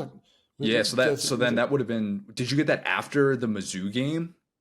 Yeah, that would have made sense. LSU at Mizzou. Yeah. Okay. Yeah, it would have been after the Mizzou game. Yeah. Okay. Yeah. That's interesting, because I agree with you 100% that he still 100% has that path there. An LSU moneyline bet at Alabama this week and a Jaden Daniels future to win the Heisman. I don't think you can't like parlay those things. I wouldn't imagine those are two kind of separate areas, but it probably doesn't make sense. They might be viewed as correlated. I'm gonna have to try that after we hop off this call and see if we can do that. Yeah, because this won't come out until Thursday morning, so you're good. You'll get in before the action. But like, you're not betting those things independently. I would think at this point you should bet either zero of those things or both of those things. Like that to me is really interesting, because those two things feel like they're really synonymous. It's hard to imagine a world in which Jaden Daniels balls out at Alabama and then is still able to win the Heisman. As unfair as that probably sounds, that's kind of the margin for error for him. Yeah, and it's this line is really, really low, and it's really tricky as well. If you look at Alabama being a field goal favorite at home against two-loss LSU, like, you've got to go back to 2010 to find an instance where Alabama has been this short of a home favorite. And that was the Auburn game where they blew the big lead in Newton, and the Auburn team that wound up winning the national title came back in that great second half comeback. So the odds makers, usually they err on the side of Alabama. We're gonna post a bigger number, knowing that maybe we'll get some money on the dog. But here it looks like they kind of want money on Alabama. That they have a lot of respect for that LSU offense. There's not a ton of respect for Alabama compared to where we've been in recent years. I mean, even look at that Tennessee game a couple of weeks ago, where it took a monumental effort by Alabama in the second half to come back from that. And I don't know if they're going to be able to shut down the LSU offense to the extreme that they were able to shut down Tennessee in that second half. So this is one of those where the number is eerily low. It almost looks like it's LSU or pass for me. And that's not a position I normally would take with Alabama. Usually it's like in Nick Saban, we trust at home, but I'm not so sure here. They're not very good in pass protection. Defensively, they're not as good as they've been in the past, despite the game against Tennessee in the second half. You saw Texas's wide receivers and Ewers kind of go crazy on them. What's Daniels and Neighbors and those wide receivers going to do? So you could make a really good case for LSU, I think, in this game. I was going through the odds and trying to see if there was someone outside of the top 10 who could sneak in late to the Heisman picture. Maybe, similar to like Devontae Smith, 2020, even Manziel, 2012, before the Alabama game. I don't know that he was outside of the top 10 because he was having a really, really good year. But obviously he made that big post-Alabama surge. And I was wondering if there was someone that you have looked at maybe in the last week or so, a Heisman future, a long shot, a true long shot, just sprinkle a little bit of money just in case, that kind of stands out to you that would be worth a play. There were other than Daniels, I don't know what his price is right now. Unfortunately, where I am in the state of Connecticut, in the sports books that I have access to, we cannot bet Heisman Trophy or college football playoff futures. Being in Connecticut, the college football hotbed that is UConn Husky football, a team that clearly is going to be involved in the college football playoff every year. I don't know why it is. So I can't even look at Heisman odds on those sites right now. So I honestly think if you're going to play one guy right now, and again, I don't know what his price is, and maybe you have prices up, like Bo Nix would probably be that guy. Because I think there's a path where Oregon is, I believe, now the favorite to win the Pac-12. They beat SC, they go to the Pac-12 title game and win, and they're 12-1. Maybe Michigan either loses or McCarthy's numbers aren't as good. You put him up, maybe Florida State gets upset along the way. Georgia, I don't think really has one. I still don't know if Michigan beats Ohio State, that probably knocks out Marvin Harrison. I think there are a lot of dominoes that could fall with some of these undefeated teams, and you could be looking at potentially the quarterback of a one-loss team like Bo Nix in Oregon, or the quarterback maybe of a two-loss team like LSU if they get to the SEC title game as well. So if I had to make one play right now on someone that I don't have covered, it would probably be Bo Nix, and I'm sure that number is probably a little bit shorter than I'd like it to be. Maybe around 8-1 or so. Would that be what he might be? I think it's something like that. Yeah, it's not particularly favorable. You're not really like, look, this isn't probably the time to get in on that. It just doesn't make a whole lot of sense, because I was looking around. It's like, Jackson Dart has the Georgia game coming up. He's at 200-1, probably for good reason. And like, the 40 touchdown thing that I brought up earlier, he's still probably not going to hit that. He would have to really go off down the stretch here, but you're just looking for guys that would have those opportunities. Like, I would be really interested in Malik Neighbors or Keon Coleman at 250-1, just as a dart throw. But I think both of those guys would probably need their quarterbacks to get injured to win the award. And then we'd be like, well, how good is their production going to be? Garrett Nussmeier could be interesting, but just the long shots are probably just not there. National championship odds are a little bit of a different story. Speaking of Bo Nix, Oregon at 14-1 stands out to me. It's interesting that Oregon's at 14-1 and Washington is only 17-1. Could your co-host Jeff Schwartz, could he talk you into an Oregon national championship future with how good the Ducks have looked this year? Or do you typically avoid that in season? I was the one that had talked him into it a couple of weeks ago. I got Oregon at 35-1. Oh, yeah. I guess it would have been the week we were in Ohio for Ohio State, Penn State. One of the sports books that you had access to out there in that state had Oregon posted at 35-1. So I got down on that pretty quickly. Again, that was a situation where coming out of the Oregon-Washington game, the way that game went, I just felt if they play again in the Pac-12 championship game, I'm even more convinced now that Oregon would win the rematch. And I still feel that way with the way Washington has kind of looked the last couple of weeks. I mean, this is a team that you get an SC team in Austin. You should beat them. The Oregon State game will be a little bit tricky. And then you're going to get who knows? Maybe SC beats UW.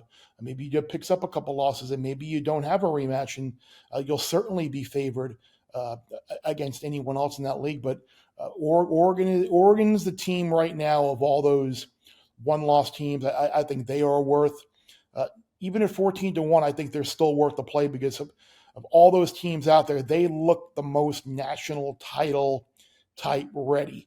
Like even Alabama with one loss, I'm not sure if they're sure they could win the national title, but I'm not certain they're going to beat Georgia in the SEC title game. Beat LSU this week, beat Georgia in the SEC title game, and then beat two of the other teams in front of them. Oklahoma is a one-loss team. No, Penn State is complete schadenfreude. I think we saw the last couple of weeks.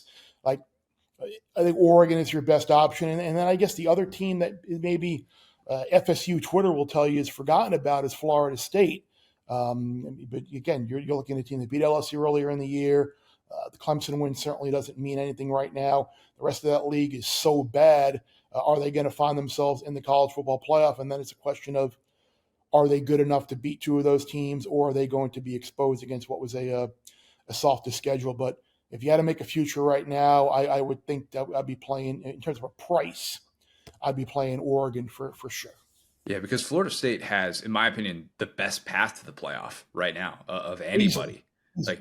not even close with what the ACC is kind of shaping up to be. Something I talked about a little bit earlier, but it's like you look at it from that standpoint, but then you also wonder, man, it's pretty unprecedented for a team that hasn't been there to just get to the college football playoff and then win a national championship a la 2019 LSU. It's just not the type of thing that typically happens. So that's Right. that would be probably my holdup with them. And not only a team that hasn't been there, a team that really hasn't been together. I mean, this is like Portal 1.0 here, and just kind of assembling this team together. And if it works, I'll tell you what, there are going to be a hell of a lot more teams doing it in the future to do a quick overhaul and go after these big game guys and say, hey, we can win a national championship together, kind of building these super teams for lack of a better word. I do wonder where you feel on this, seeing Georgia last week finally. Like, when Georgia decides to play and they feel like playing and put it all together, they're still the best team, right? I think so. I think there is a really good case to be made for that. And we see what this team does without Brock Bowers. We see all these different guys in the offense step up. And that's kind of why I thought the selection committee sort of deferred to them over Michigan is, look, in their two toughest games, in theory, Kentucky team, who at the time was undefeated, obviously they've lost 3 games total now. But in that game and then in Florida game where we're like, I only picked Georgia to win that game by 7.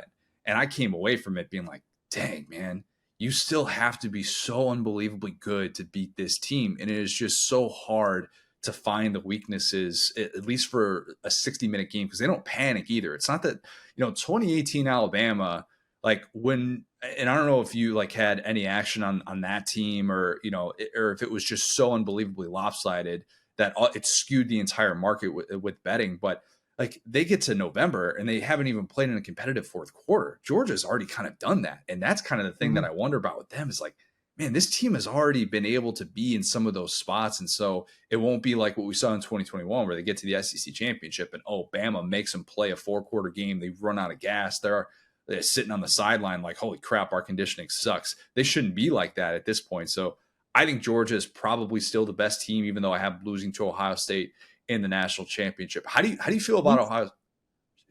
I'm not there with Ohio State. Okay, because you were there a couple weeks ago. I wanted to get your opinion on that. Yeah, I think that offensive line has some problems, especially if they're going to go up against a Michigan front or an Oregon front or something, or Georgia's front for sure. Like, just Harrison's great. The defense is great. I do wonder about the offenses that they play because the Big Ten is bad offensively. Penn State's offense is bad. The teams in the West are bad. And I just don't know if they – like I know Kyle McCord, they won that game in South Bend and they beat Penn State. But it's just something about the play calling and just the vibe. Again, I have nothing other to base it on than that. Like the vibe, I just feel like they don't fully trust Kyle McCord. Like when push comes to shove, and I don't know if that's right, wrong, fair, or not, but it's certainly a much different feel, a much different looking offense than it's been in previous years, whether it's been with Stroud or whomever else at quarterback. I don't know with that quarterback and offensive line if they're going to be able to go to Michigan. Now, assuming that like the sign stealing was this great paradigm shifter, and without it, they're completely lost. I don't know if they go to Ann Arbor and win. That's why I always try to preface it all along. Like, they have the best resume as of now. Like, no one has 2 better wins than Notre Dame and Penn State. But how will that look after maybe next week if, say, Notre Dame goes to Clemson and loses to one of the worst Clemson team in 12 years, and Penn State gets worked at home by Michigan? Then those 2 wins kind of feel a lot less impressive. So I picked Ohio State to win the national title before the year, so I was there. I thought that this was going to be a special year in Columbus, especially after what happened last year. I thought that would drive them, but for whatever reason, injuries, it just hasn't worked out offensively the way I thought it would. Now, it doesn't mean that it can't, but I'd be surprised if Ohio State wound up winning in Ann Arbor and ultimately wound up winning the Big Ten. I'm there with you from the standpoint of I picked Ohio State to win the national championship in the preseason. thought Kyle McCord would be better, thought this offense would be humming a little bit more. Again, things can happen down the stretch, but you very much could look at the way this could play out, and you're like, oh, well, once again, Ohio State is on the outside looking in of a Big Ten championship. Okay, I want to get you out of here with a couple of things. Your former co-host, Stanford Steve, what's a nice way to say this? He's going through it. He's down a little bit bad. I want to say it's like 12-24 with his picks on game day. And we've talked about this before. He might be having a great gambling year, but when he's out there and this is what he is being judged by, it's what everyone goes off of. And you've been in his exact position before. So like, have you texted him being like, hey man, like, look, I know what this is like. Have you reached out to him and just saying like, I saw him in Columbus and it was great. It was great to see. And yeah, we text all the time. I haven't gotten to talk to him about his record because I know the feeling. I'm there this year in my column as well.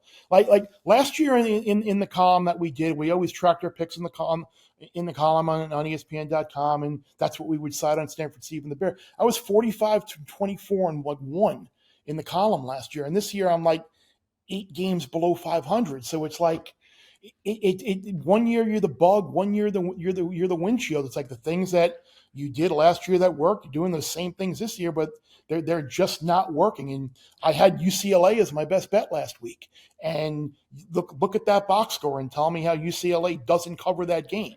Like you had two picks, a fumble, missed 25-yard field goal, and then you get the ultimate backdoor, which you knew was coming in that game. So that's the deal, and it comes with the territory. I mean, I get it. People get upset and like to give us a hard time because you're out there as a face making all these picks, and I didn't know it was as bad as that, but I did know it was bad because I do get a lot of tweets about how game day needs the Bear back, and I'm like, oh boy, Steve must be struggling, or some conversation may not have gone in the direction that they and I'm like, hey, I just kind of leave it at that. Come on over and watch us on Big Noon if you're looking for me and my picks and what I'm going to be saying in conversation. But yeah, now I do need to reach out to Steve and give him a nice little big virtual hug and cheer him up some.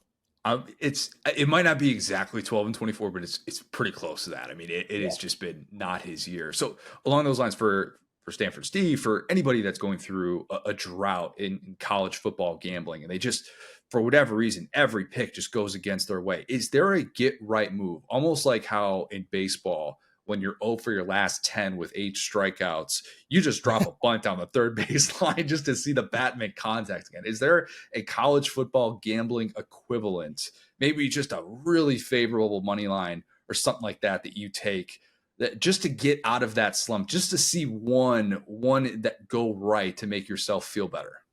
Yeah, I think for me, what it's been in the past was kind of going to teams that I've kind of had a lot of success with and a good read on in the past. I remember a couple of years, like Iowa State was my team a couple of years ago in the COVID year where they wound up getting to the Big 12 title game. And they have typically been very, very good against the number from me. I think looking at kind of and it being a little bit contrarian and just kind of looking at games and picks where we kind of joked about the like on game day. I forget what week it was where they had the 5 across on the board where it's like the obvious like in like a field goal or a 4-point or a touchdown or a less type game, like everybody's on the same side. Like you might want to look at maybe going on the other side of that. But I'm not one who's going to be like, oh, Alabama's playing LSU this week. I really like LSU, but you know what? I'm going so cold, I'm going to take the other side. I don't get like that. I just kind of just maybe try and find teams that have been good to me in the past. Maybe do be a little contrarian. And the other thing, and I kind of got away from me a little bit last week. Pick fewer games. Just your odds of you getting back, maybe going 2-1 or 3-1 in 3 or 4 consecutive weeks are better than you going 7-2 over the course of a week. And that's one thing I felt bad about last week. I just want to pick in too many games but then I go back and look and I'm like, well, Tulane led Rice by 20. The Cincinnati-Oklahoma State game was a one-score game in the third quarter. Troy and Texas State was a one-score game, and then these underdogs just got steamrolled in the fourth. So it was like I kind of handicapped it right, and then it just got away in the end. So that's the difference between 3-6 and 6-3 right there. So that's the biggest thing. That's my takeaway when you're running cold is go back and look at the result, but the process of going through the result. I was on 4 games last week, very easily could have gone the other way. So like the record is bad, but the process and the handicap might not have been bad. It might have been correct. And I joke about this all the time. Right side, wrong result. UCLA, right side, wrong result. Look at that box score and tell me how UCLA shouldn't have covered. So just keep confidence up. Go through the process that you normally go through. These things typically have a way of kind of evening out a little bit in the end. And I'm gonna have to reach out to my man Steve now and do a welfare check and make sure his first year on the show isn't going to be his last. He's due. He's going to have a big weekend. It's coming. I can feel it. Bear, you're the best. Big noon kickoff. Bear Bets. Breeders' Cup this weekend. I know it's a busy time in the fully cooled shoulder surgery coming up. My goodness, man, you've got it all. Flight to Austin is going to be a very heavy Breeders' Cup handicap flight. I'm looking forward to 3 hours or so in the air with about 50 pages of daily racing form. In scribbling down some things. That's one thing I'm actually very excited about this year and this week. Typically on Breeders' Cup weekend, like I'd be leaving from game day to get on a plane with Kirk and go to an ABC game. Wi-Fi will be shoddy, and I wouldn't really be able to just settle in and lock in and handicap the Saturday Breeders' Cup card as we go along. I'm going to be sitting in Austin all day watching Texas, Kansas State, watching these other games. And oh, by the way, the laptop might be up with a little Breeders' Cup action as well. So I am looking forward to having a great Breeders' Cup this year. You deserve it, man. You deserve it. You love the ponies, and you're going to be all over that. I'm sure the tweet thread will just be gobs of information. We'll look forward to that. Great stuff. Appreciate it, man. We'll do it again soon. Of course, but absolutely. Lad of the week. Before we do that, slight correction. I beefed up a little bit. Yeah. 2011 LSU-Bama game of the century. You might have heard of it. Yeah, I was there, brother. That's right. Okay, I forgot about that.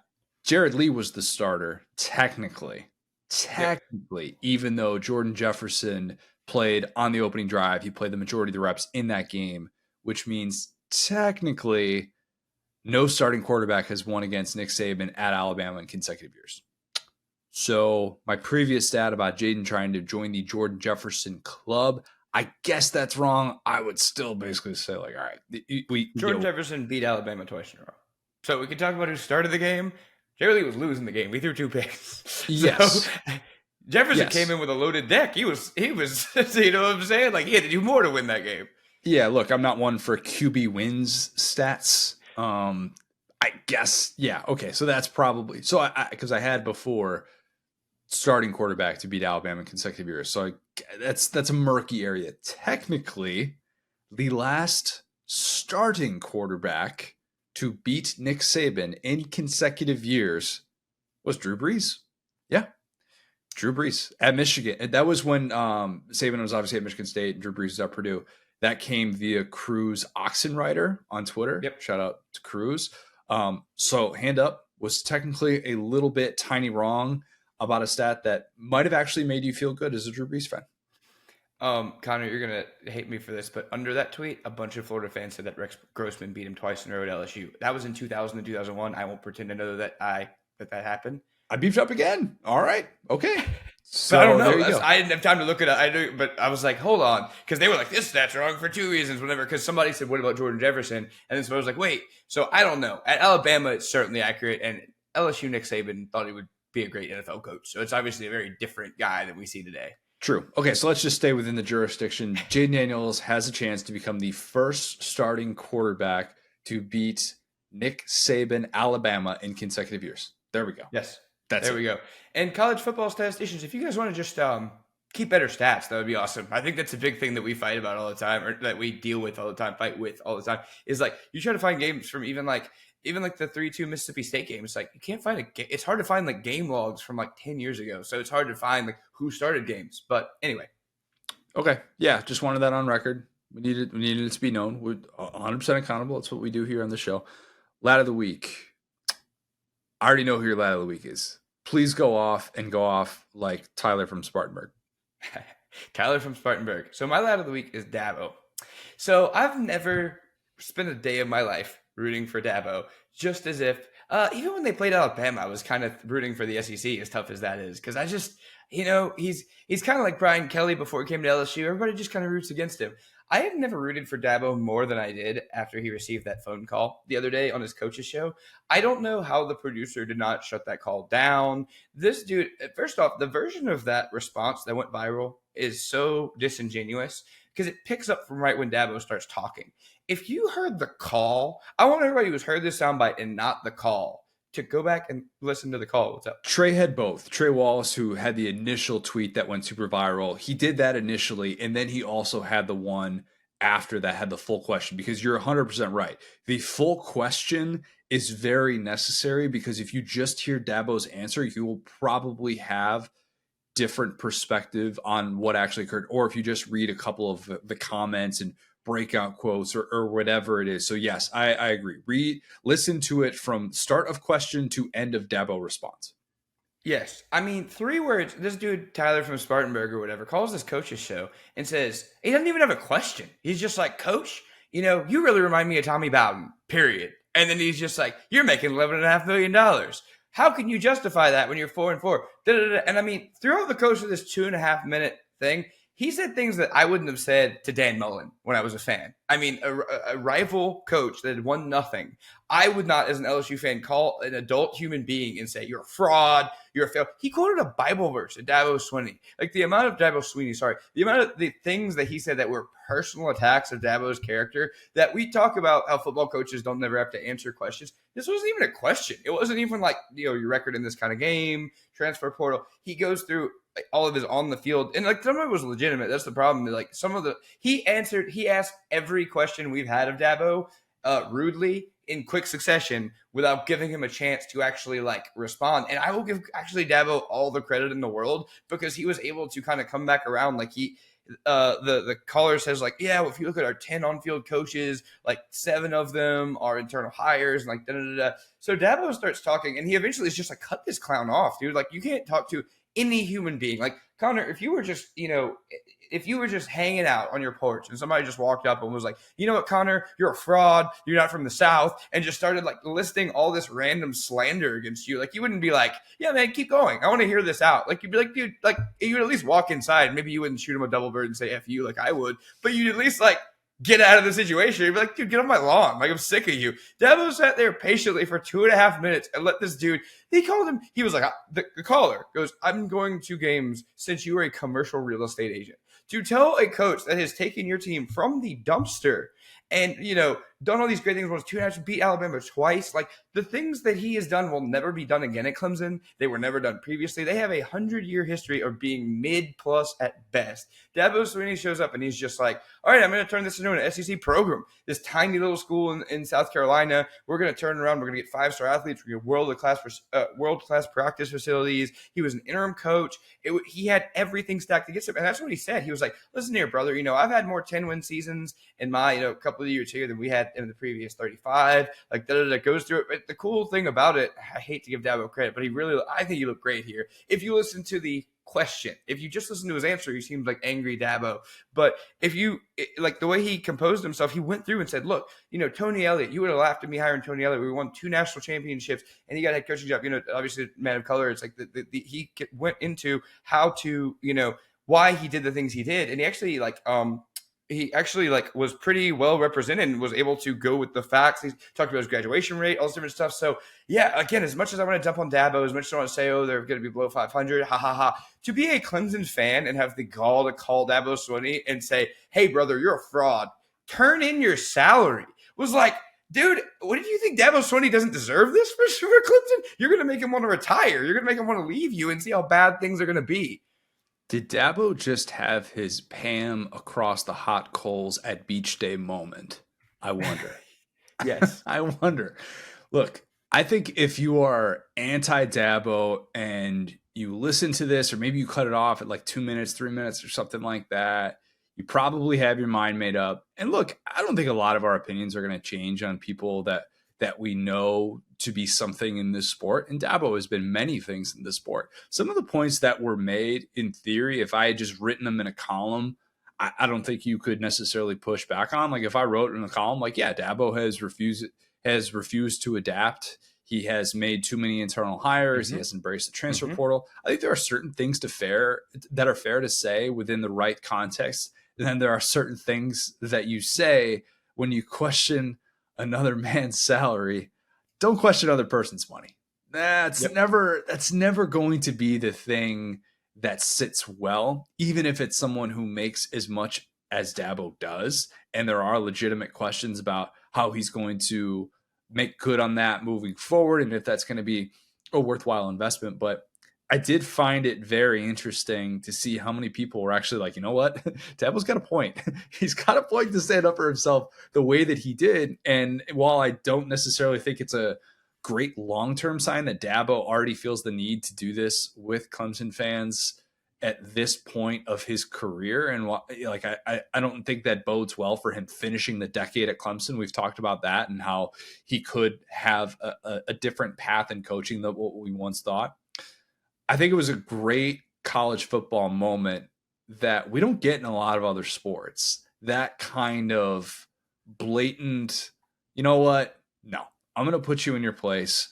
And there are certain times where I don't like it. When I hear Kirk Ferentz talk about how he likes the fact that he gets to wake up knowing that he doesn't live the life as a reporter, you're like, okay, did you need to say that? Did you really need to say that in this moment when you're being questioned about your decision making, and understandably so?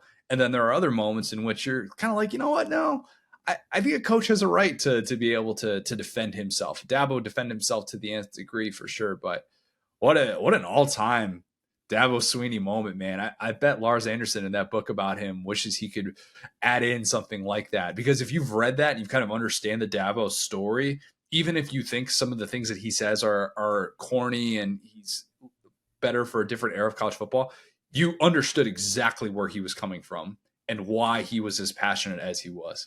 Unbelievable, though, man. Unbelievable. Is that the best? Now, this is going to be a little bit of a wormhole, but like we've talked about like Samuel L. Jackson and how he's an artist with the curse word, right? Like he's a guy who can really just make you feel like an ant when he starts going at you, like in movies and stuff. This has got to be the sickest, like, zero curse word, because he said he had a couple A words. Yeah, he had a couple. I mean, yeah, but is that, it's not like he used the F word. He used the, he was kind of on the low. He was on the high end of what he'll ever do, but it wasn't a classic like Samuel L. Jackson, like MF da da da da. So I think in terms of like that, like because he had the stats, man. Like I'm looking through like a breakdown of this. He goes, we won 11 games for the first time. This is a good line. We lost to Tennessee last year, and they won 11 games for the first time in like 20 years. We've had 8 11-win seasons in 11 years. We've won 2 national championships. Like he's literally going, look at this Broad program over there and how big of a deal it was when they did that once, and we did it 8 times. And like I love it when the guy, because Dabo probably sits up at night like defending himself to himself, and like you saw all of that get like poured out on a sheet of paper. It's like when you have all this noise from Twitter and you finally have an outlet to finally just be like, look, here's what I've done. And again, I'm right there with you, dude. There's very fair questions of Dabo. A lot of those weren't in there, and if they were, he kind of like didn't present them in a way to get an answer. He was just like an angry fan going off after a loss, and it's like, dude, you don't even like Dabo can stay there for 10 years and go 8-5, and I think that everyone would be kind of happy with that because everyone would fear that what would be worse than that, which is where they were before him. I don't know. If you had just asked an actual question instead of just listing off all the things you're frustrated with by saying you did this, this, and this throughout the 2010s. How do you plan on adapting, considering that the last 3 years have not lived up to the Clemson standard? If he had just said that, we're not talking about Tyler from Spartanburg. We're not. Right. Dabo is not responding in the way that he does either. But that was kind of the point that he tried to make. And instead, going into that much detail, it produced an answer that nobody could have seen coming. Maybe Dabo didn't even see coming because he went absolutely off. Mile out of the week, Will Levis. Dude was spinning it on Sunday.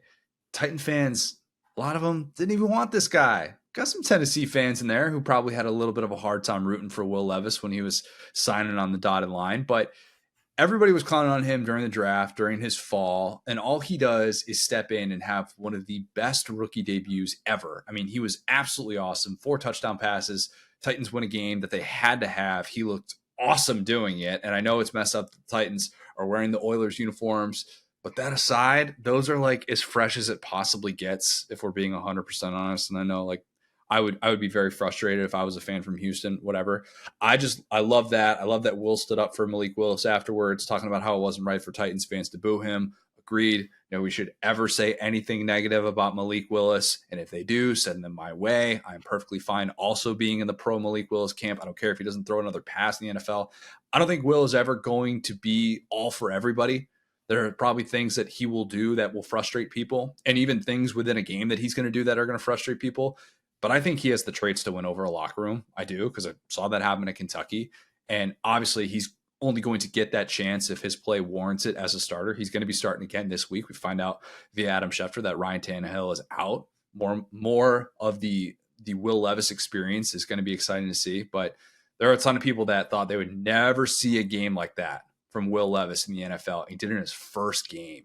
Those people, they were, needless to say, they were a little quiet on Sunday. Didn't hear a lot of that. Not a lot of the chirping. So good to see from Will Levis, friend of the program, somebody that's meant a lot to the Kentucky program overall, and just has a very interesting story, and will have a very interesting story in the NFL, it looks like. I love this is an all-time like lad of the week combo, because Levis is such a good example of a guy that like modern all the disbelief in him was created by modern social media / news cycle. Dude went 33rd overall. First pick of the second round. Everybody acted like he's a bum. He was acting like it will just never work. He acted like he's a 5th rounder. Oh, well, yeah, this guy. And he hadn't even really played. Like, that's the thing. So the fact that everyone, if you would poll America and be like, hey, like, as Will Levis like could play well in an NFL game, most people would like 80% would be like, no, the guy's a bum. Nobody wanted him in the first round. Yep. And you got to have. This is like one of my least favorite things about the modern media landscape is that every fan thinks they're like a genius. And that's like, we talk about it all the time about how he would have liked to get that extra year in the contract. Everyone has now taken this and they parried it everywhere. And they're like, well, that means nobody wanted him. That means he's trash. And it's like, no, dude, he went first pick of the second round. Like, plenty of great quarterbacks. Like, Drew Brees was not a first rounder. You know what I'm saying? Like, so many great quarterbacks have not been first rounders. And so to think that he was just cooked, dude, he went and showed everybody, and what he knew was within him. Finally got to prove that, because everything about him has been jokes lately. And I hated it for him, given how cool his come up was, The vein that he has in his left bicep is also the most substantial of any quarterback in human history. That doesn't mean anything to this discussion, but I noticed it especially. I think it's really peaked since he's gotten to the NFL. And like, I don't know, guy is yoked. Not all quarterbacks are built like Will Levis, but I was like, dang, did that vein in his left bicep get somehow even bigger? Because dang, that cat is he is a different species than the rest of us, no doubt about it. Love seeing him just ball on Sunday. Hope he balls again this Sunday. If you have not, leave us a 5-star review. Subscribe to our YouTube channel, where you can watch every episode of the Saturday Down South podcast, which is presented by Texas Beat. Follow us on the app formerly known as Twitter, at the SDS Pod, at Sat Down South, at CJ O'Gara, at Go So Hard. Thanks, guys. Talk soon.